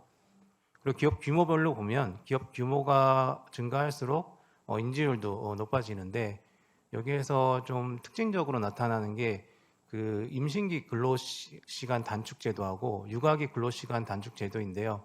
여기에서 근로자의 인지율이 굉장히 낮은 수준으로 나타나고 있어서 기업과 근로자 간의 차이가 굉장히 크게 나타나는 특징이 있었고, 그리고 또 하나의 특징은 육아기 근로시간 단축 제도인데요. 여기에서 전체적인 인지율이 굉장히 타 제도에 비해서 낮게 나타나고 있습니다. 그래서 67% 정도 나타나고 있는데 이것을 기업 규모별로 조금 따져보면 300인 이상의 큰 기업은 거의 100%에 가깝거든요, 인지율이. 근데 5인에서 9인 같은 경우에는 60%도 안 되고 있어요. 그래서 여기서 한 40%포인트가 차이가 나고 있어서 거의 규모가 작은 기업의 인지율이 낮아서 이 전체적인 평균이 낮게 나타나는 그런 경향이 있는 걸 볼 수가 있습니다. 그리고 기업 형태 같은 경우에는 공공기관이나 이런 외국계 기업 쪽에서 좀 높은 수준에 있는 걸 볼 수가 있고요. 그리고 다음에는 제도의 이용 용이성인데요. 이용 용이성은 기업과 근로자의 차이가 그렇게 크게 나타나진 않았고요. 근로자 중에서는 남성이 여성보다 높게 나타나고 있었습니다. 그리고 종사상 지위에 따라서 보면 대부분 상용 근로자가 높은 수준에 있는데 이게 절대적인 건 아니고요. 임시 일용직에서도 높은 부분이 조금 있었습니다. 그리고 기업 규모별로 살펴보면 기업 규모가 커질수록 이용 용이성도 증가하는 걸 볼 수 있는데 여기서도 기업 규모 간의 차이가 굉장히 크게 나타나고 있는 것을 볼 수 있습니다. 네, 그리고 뭐 대체로 인지율이 높은 육아휴직 같은 경우가 근로자의 그 이용 용이성이 낮게 나타나는 특징이 있었는데, 그런데 기업에서는 거의 100%, 98% 이렇게 300인 이상에서는 98% 나타나고 있는데 근로자 쪽에서는 거의 70% 안 되는 남성 같은 경우에요. 70% 안 되는 수준이었고 여성 같은 경우는 71.7%로 나타나서 육아휴직도 굉장히 큰 차이가 있는 것으로 나타나고 있었고, 그 기업 형태 같은 경우에는 공공기관과 그리고 외국계 기업에서 높이 나타났습니다. 그리고 이거는 육아휴직자의 비율인데요. 취득자, 육아휴직을 취득한 사람들의 비율인데 비율과 수인데요. 이것을 2014년부터 2022년까지 지금 보여드리고 있습니다. 그래서 막대 그래프 같은 거 보시면 지금 제일 왼쪽에 연두색은 총 취득자 수고, 빨간색은 여성, 파란색은 남성인데 이 추세를 보시면 전체 그러니까 취득자는 굉장히 증가를 하고 있는데 여성은 그렇게 크게 증가하는 걸로 보이지는 않고요. 남성이 그동안 많이 증가해 왔다라는 거 볼 수 있고, 그리고 여기서 선 그래프 같은 경우에는 이 전체 전체 취득자 중에서 남성과 여성의 비율을 나타내고 있는데 여성의 비율은 점차 이제 감소를 하고 있는 반면에 남성이 증가를 하고 있다라는 것을 보여주고 있는데요. 여기서 큰 의문점은 뭐냐면 이 수는 그 육아휴직을 취득한 사람일 뿐이고 여기서 전체적인 그 육아휴직을 사용할 자격이 있는 사람을 알 수가 없어서 이 증가는 하고 있는데 이게 정말 증가를 하고 있는지가 조금 의문점이 드는 부분이긴 합니다. 그래서 관련돼서 질문을 조금 드리면, 제가 말씀드린 내용 중에서는 그 기업 규모나 이런 종사상 지위 같은 것이 그 일생활 균형 관련 제도의 인지 그리고 이용 용이성이 굉장히 크게 영향을 미치고 있었는데 OECD 국가에서는 어떤 경향이 있는지 궁금하고요. 아까 캐나다에서 종사상 지위에 대해서 좀 말씀을 주신 것 같은데 다른 국가들은 어떤지 좀 궁금합니다. 그리고 방금 말씀드린 육아휴직 관련된 그 육아휴직을 사용할 수 있는 자격이 있는 사람, 그러니까 모집단이라고 할 수 있을 것 같은데 OECD에서는 이런 육아휴직 사용에 대한 통계를 어떤 식으로 산출하고 있고, 그리고 이런 모집단을 추정을 할 수 있는지, 그리고 추정했다면 어떤 방법이 있는지도 좀 알려주시면 감사하겠습니다. 이상입니다.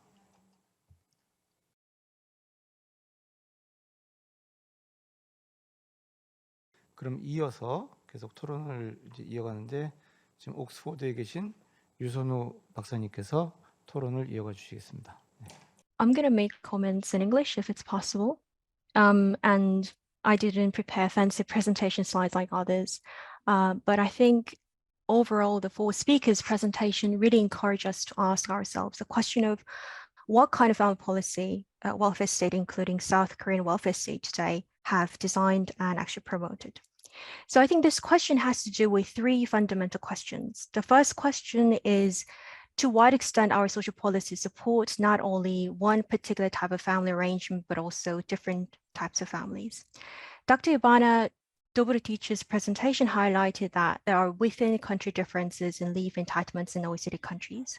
And this point was clearly illustrated in Dr. Chet's presentation on labor and care reconciliation and marriage delays in low income families and individuals, which show that individuals with a low socioeconomic class or status have been excluded from increasing parental leave benefits. Dr. Byun's presentation also revealed that working single parents are less satisfied with their work and life balance. This may have to do with the current family policy structure or situation, which is designed in favor of two-parent working families with very stable jobs. But given that many high-income countries show a common pattern where the family structure is increasingly diverse and disorganized over time, we really need to carefully think about to what extent family policy support is inclusive of many different types of families in Korea and beyond. And I think the second fundamental question has to do with to what extent policies address the family as a unit or the needs of individual family members. As highlighted in Professor Mary Daly's presentation, the classic European social policy approach to families with children was supporting the family as an institution. In a similar vein, South Korea and many other East Asian countries have also supported families as a basic unit, rather than trying to identify and target the different needs of individual family members. However, as Professor Mary Daly emphasized, child support should not only be channeled through family support, but should be directed to children. There is no doubt that East Asian countries, including South Korea, have increased public spending on child-related support in the face of rapidly declining fertility rates. However, Professor Mary Daly's presentation really encouraged us to ask ourselves whether and the extent to which increasing family support has really targeted improving children's well-being and their happiness as a prime goal. So one of the key observations that I want to make is that we should not simply think satisfying parental needs equals improving children's welfare and well-being. So I think it is very important to bring children to the center of social policy discussions, construct child-focused social indicators to measure and track their well-being and their life satisfaction, and introduce policies that recognize them as a distinct group with needs and voices. The last fundamental question is concerned with to what extent explicit family policies are balanced with implicit family policies. So in the family policy literature, explicit family policies refer to those that are deliberately designed to achieve specific goals with regard to individuals within families or the family as a whole. And in contrast, implicit family policies include actions taken in various policy domains for non-family related policy goals, but nevertheless have very important consequences for families and children. So of course, the boundary between explicit and implicit family policies is not really clear cut, but implicit family policies include diverse policy areas such as social security policies, labor market related legislations, particularly in regard to maximum working hours. And they have equally important impacts on family lives. So when we look at Korea, the country recently expanded explicit family policies such as publicly funded childcare services, child-related leaves, and child-related cash transfers. And these policies overall show a very good progress compared to many other OECD countries. But we now need to focus on the question of whether implicit family policies also make a good progress and whether they really function in reality. So Dr. Byun's presentation highlighted that South Korea has one of the longest working hours among OECD countries, and workers can't even rest on a bank holiday, a public holiday, which lowers people's satisfaction with work and life balance, and it induces individuals to avoid having a child in a Korean society. So I think it's important to broaden the scope of family policy in our discussions. We should not just focus on explicit family policy anymore. And we need to think about how we can restore better balance between explicit family policies and implicit family policies. And ultimately, our policy discussion should be really focused on what kind of social policy package overall or as a whole should be introduced. That's it. Thank you.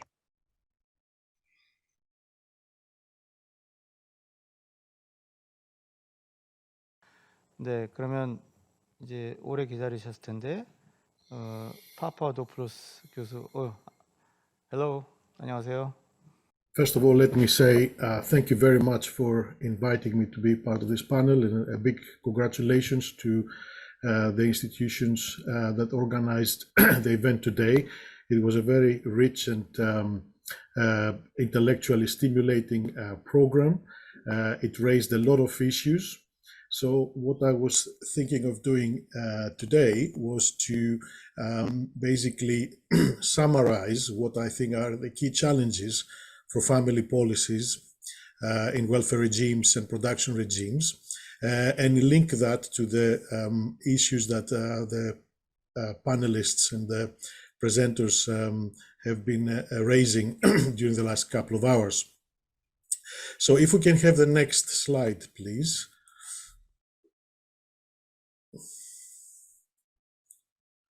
Perfect. So I would try to summarize the challenges that we're facing. These are old and the new challenges in at least 5 areas, 5 groups, 5 clusters. One is the challenges that family policy faces in relation to demographic change. Then the challenges related to economic inequality and indebtedness. I think it's very important that we should emphasize how detrimental is indebtedness and the rising debt among households and middle-class households as well, and in the decisions and choices that people can make. The third one is the challenges related to the changing nature of work and changing nature of production more generally. The fourth one has to do with an issue that in Korea might have some resonance, but certainly has a lot of resonance in EU and the UK, which is the impact of migration with respect to family policies and the support of children of migrants as well as the families. And finally, I think we have, as the last speaker actually pointed out, we have some important issues to consider, some challenges with respect to how we monitor, how we create new indicators, and how we can measure and evaluate policy implementation with respect to family policies. I will try to be very brief with all this because I'm very aware of the time and we have to give enough time for the panelists to answer. I will conclude my comments with some reflections I have with respect to new avenues about academic research that might have policy implications that involve studying social reproduction in what I call the co-evolving political economies of welfare. So if we start with the demographic change very quickly, I'd like to say a couple of I'd like to make a couple of comments. Can I have the next slide, please? Yeah, so in terms of the demographic change, we have at least, I would say, 5 challenges. The list, of course, is not exhaustive. The first one is that obviously with the demographic change, the aging population means that more people will require care services, including home care, residential care, etc. So what we are facing as societies, especially as aging societies, is an increasing demand for care services. We also have the challenge of changing family structures, the heterogeneity, how can I put it, the kaleidoscope now of different types of families, single-parent families, same-sex couples, blended families, etc. We have the impact of demographic change on the labor market. We have a smaller workforce to support the economy now with aging population. And again, this is an issue that is very much very important for EU and the UK, and it requires other types of policies that encourage people to enter the labor force, including parents and carers, which brings it with it, obviously, the corollary is associated family policies. We also have to address, I think, the digital divide, because as the population ages, there's a risk that many people will be left behind in the digital economy. I personally have seen that I increasingly become very much of a dinosaur when it comes to how my IT and my phone operates. My son is far more advanced in telling me what to do. So I think that's very important. It's a big challenge for us, and it creates also, I think, divisions. So it's something to be considered. The demographic changes also has important impact on the public finances. The aging population means increasing demand for pensions, healthcare services, etc. Can we have the next slide, please? There are other challenges that are associated with economic inequality and indebtedness. I'm not going to go, as I said, very extensively over that. We already talked about the increasing the impact of economic inequality on child poverty, access to healthcare. Again, families with lower incomes may struggle to access essential healthcare services. Access to education will be affected by economic inequality that is continuously increasing in all the advanced countries around the world. The inequality on work-life balance, again, very important. We just had many points made about this. Families with lower incomes may be more likely to work longer hours, multiple jobs. We can have a very negative impact on family well-being. The fifth challenge is the fact that economic inequality affects intergenerational mobility. Economic inequality can limit social mobility, as children from low-income families may have limited opportunities to improve their life chances. And of course, you know, the importance of the increasing household debt, which is now again prevalent everywhere. It is linked to what we talked, processes of financialization of the economy. But I think this is a really important issue and has to be addressed, because indebtedness means reduction of savings, difficulties in securing assets, difficulties in young couples buying a house, or, you know, like a lot of resources from the family go towards payment of very inflated mortgages and other commodities that are now considered essential for a respectable and dignified lifestyle. So the debt, in my view, is absolutely central it should be central in our thinking about the family policy, especially implicit family policies, as it was mentioned. Can we have the next slide, please? Now, this is another very big issue. The key element in all this, you know, is that we have now the rise of non-traditional forms of work, which affect the work-life balance, which affect income stability. We have the rise of precarious employment, employment that is not continuous, that is fragmented. We also have as we saw with the COVID, we had the rise of remote work, which can lead to social isolation, which turns the household and the family unit into a production unit more visibly. Our homes have become now also places of work, as in work in the labor market.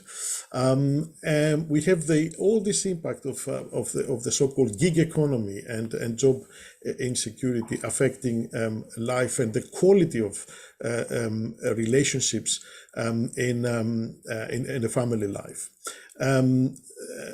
also, of course, we have the technological changes that are taking place, affecting the skill requirements that are now very prominently are imposed upon us.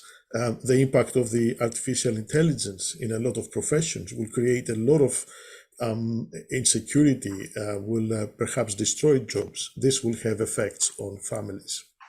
Can we have the next one, please? Slide. Thank you. Yeah, that's the one. And the migration, the challenges associated with migration. In a lot of countries now, we have a changing, an interesting process taking place where we have a changing composition and structure of families. We have the formation of transnational families where family members are separated by international borders, which presents challenges about family reunification and access to support networks. We have key challenges with the impact of migration and on labor participation. Sometimes migrants or asylum seekers cannot access the labor markets in the countries where they find themselves. We have the cultural diversity of families. We have the demands for access to social services from people who are not citizens of the country where they find themselves, but nevertheless, they are also families and they have to have access to that. And that arises, these processes of the challenges associated with migration give rise to the need for more international cooperation and collaboration between welfare regimes. I would like to now to conclude. If we can have the next slide, please, with some of my, I would like to summarize a couple of the challenges that we face with respect to the research about family policy. The new kind of set of indicators and the new set of research that we research output that we need to produce encourages us and demands from us to have coordination and collaboration across different institutes, across different sectors and levels of government. We need to find better or create new indicators to address the new type of philosophies and rationales that we want to infuse into family and child policies. As we have heard, we are talking about this rising agenda of children as participants, as rights bearers, and that requires, of course, ways in which we have to monitor and evaluate the policies towards that. This demands more clear and measurable goals and indicators, stakeholder engagement and participation, more evidence-based policy making. So there is a lot of work for institutions like the KIHAS ahead, in my view, with respect to these challenges. And I will conclude now, finally, with my reflections upon what I think is an agenda that we can have for academic research. I'm sorry for taking a little bit more time. Can I have the next slide, please? Right. In my view, we are facing this multiple challenges that require multiple and interdisciplinary research around the issues of family, and especially in my view about how family can operate not only as a unit of care, but also as an actor, as an agent, as an active, as a collectivity that acts in the labor market, acts in interacts with the education system, interacts with the financial system, all the kind of aspects of socioeconomic activity that families engage with. And if we're serious about thinking to have more children-oriented and children-centered policies, we have to understand that this demand now different types and different kinds of action from the family unit. So what I recommend is that we have to start thinking about the family and household as not only a place where we have socioeconomic exchanges and practices, but as an actor in itself, as an economic actor, a socioeconomic actor that is has to be supported, but also be allowed to exercise its agency by the welfare systems. And if I can have the very final slide now, I'm not going to go through all of it, please, but I just want to highlight something at the end. So we can think about academic research, then taking that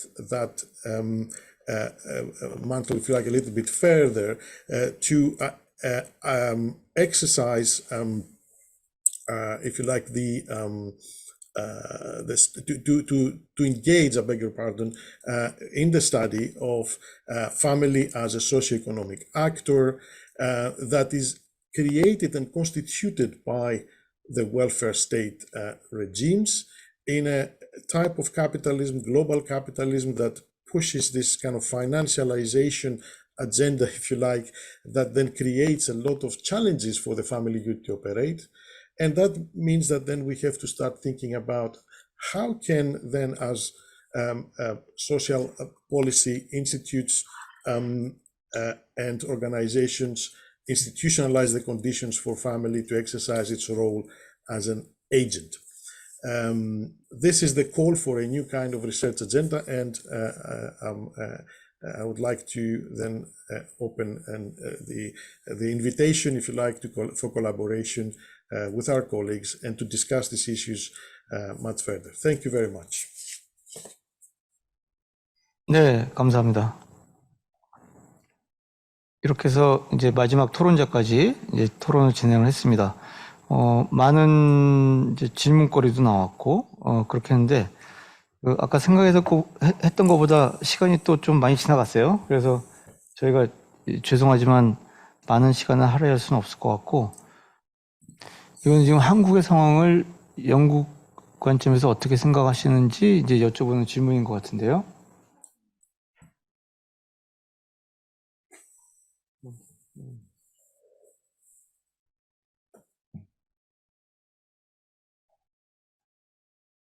조선님 박사입니다.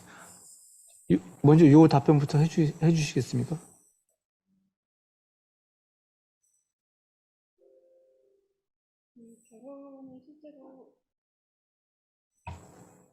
결혼이 실제로 감소하기는 하지만 시대가 변함에 따라서 결혼에 대한 그 기대와 결혼에 부여하는 가치도 같이 변화하고 있습니다. 결혼 자체가 여성에게 더 이상 필요하지 않냐, 필요하냐라고 말하기보다는 현대 여성들이 원하는 결혼이 무엇이냐, 여기에 이제 주목하는 것이 필요하다는 의견입니다. 네, 간단하게 이렇게 대답하겠습니다. 네. 네, 그리고 지금 이제 한국에서 한 질문인 것 같은데, 안녕하세요. 지금 데일리 교수님의 발표자를 공유받을 수 있을까요? 이거는 보건사회연구원 홈페이지 들어가시면은 자료를 공유받을 수 있다고 합니다. 그러니까 거기서 이제 검색해 보시면은 금방 자료를 공유하실 수 있을 것 같습니다. 이렇게 해서 이제 두 가지 질문이 이제 나왔던 건데 해결했고요. 그러면 먼저 한국 쪽에서 하신 질문을 또 발표자들께서, 연구의 발표자들께서 대답을 하시고, 그리고 또 영국 쪽에서 하신 걸 한국 쪽에서 하시고, 간단하게 이제 그런 식으로 한번 진행을 해보도록 하죠. 근데 말씀드렸다시피 시간이 굉장히 이제는 좀 촉박해져서 가능하면 짧은 답을 부탁드리도록 하겠습니다. 영국에서 누가 먼저 하실까요? 데일리 교수님 먼저 하시겠습니까? I think Mary left earlier, so I can reflect a bit instead of Mary. I mean, in my personal capacity, of course.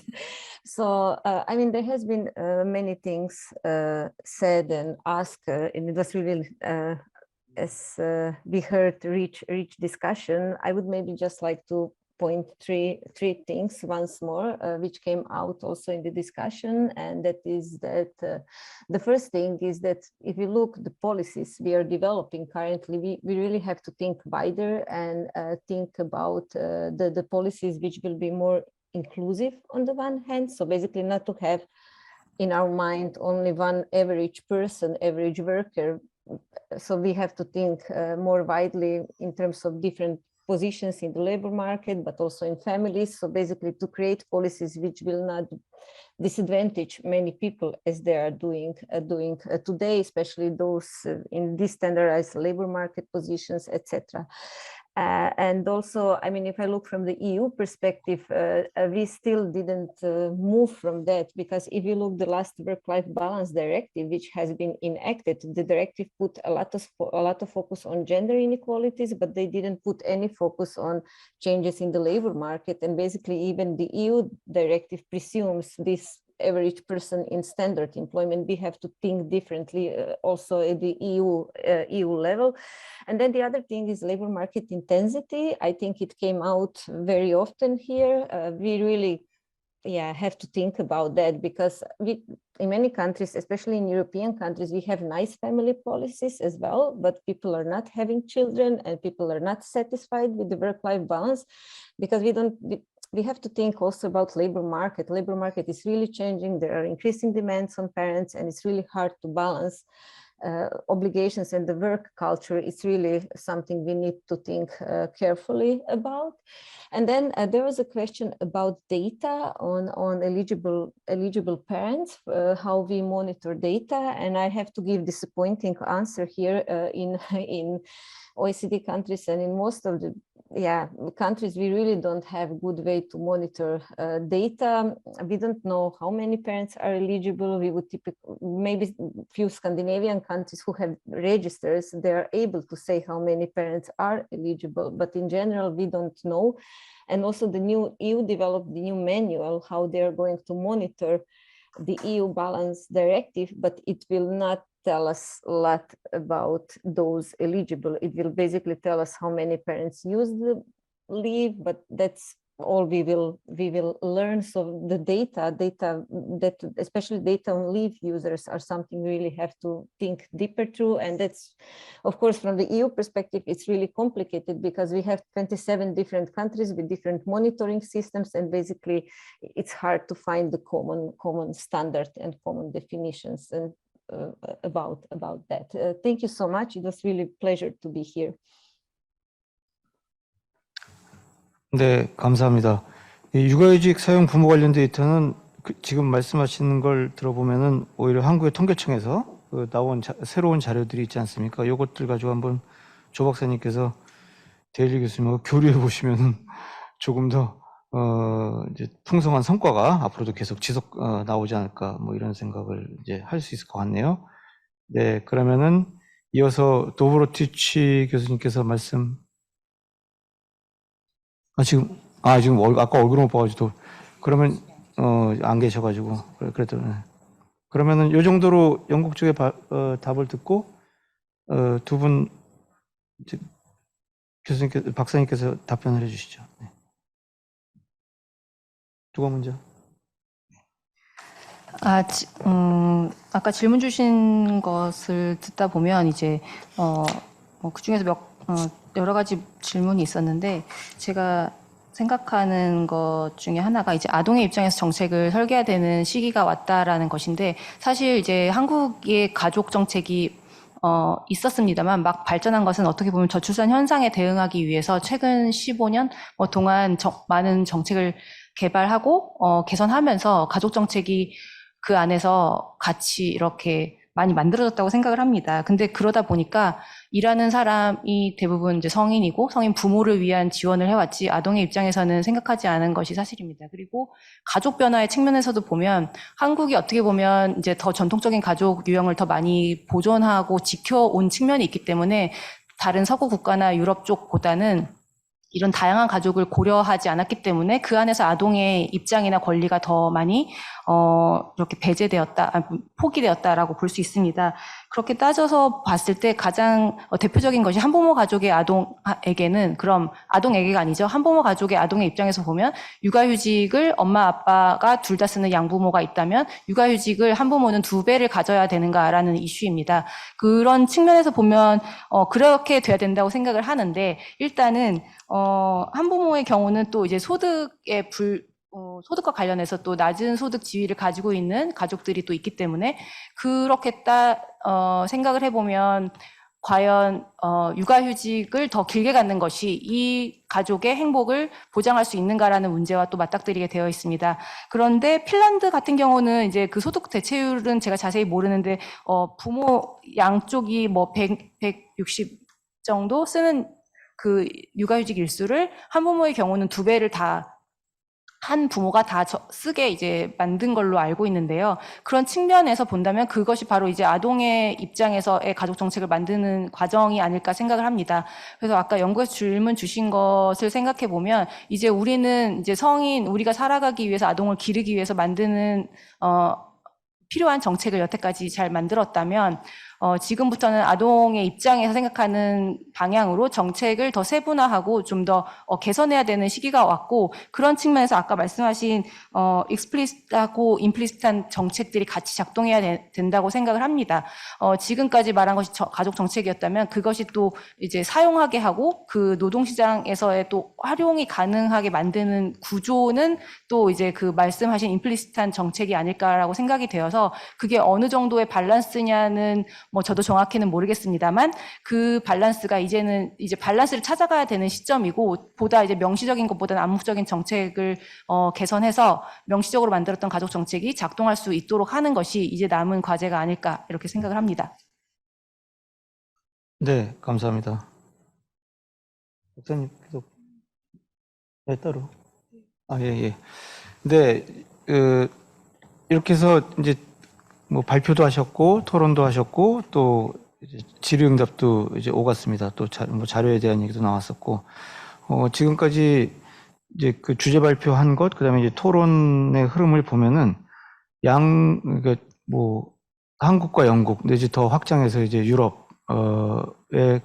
경험과 그다음에 이제 정책 이런 것들이 그렇게 다르지 않고 굉장히 이제 유사한 측면이 있고, 그러면서도 현재 시점에서 이제 한국에서 더 시급하게 해결해야 될 과제, 그다음에 또 영국 내지 유럽연합 차원에서 해결해야 될 과제, 이런 것들이 좀 다른 점들도 발견할 수 있었던 것 같습니다. 제가 몇 년 전에 코로나 전에 독일에서 이제 전문가들하고 이 독일 복지국가 관련 이야기를 하면서 향후 독일 복지국가, 더 나아가서 유럽연합이 직면할 가장 큰 도전 요인이 뭐냐 이렇게 질문을 던졌더니 인구학적 변동, 저출산, 저출생, 뭐 저출산 고령화 뭐를 포함한 이제 인구학적 변동과 그 다음에 특히 이제 이주민의 유입, 인한 어떤 유럽연합 차원의 대응 문제, 뭐 이런 것들을 이야기하는 걸 들었던 것 같습니다.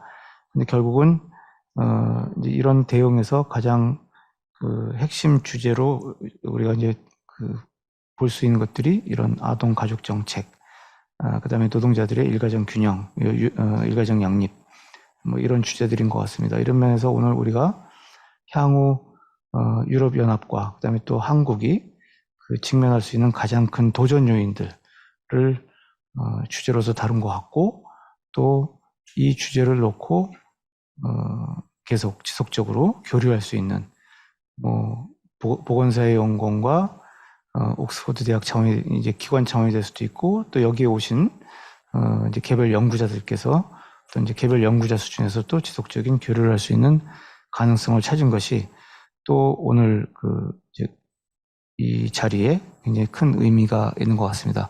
뭐 이 정도로 해서 마무리하고 다시 한번 연구에 계신 분들께 감사의 말씀 전해드리고 또 여기 자리에 계속 함께해 주신 우리 박사님들, 교수님들께 또 감사의 말씀 드리면서 오늘 컨퍼런스를 마치도록 하겠습니다. 감사합니다.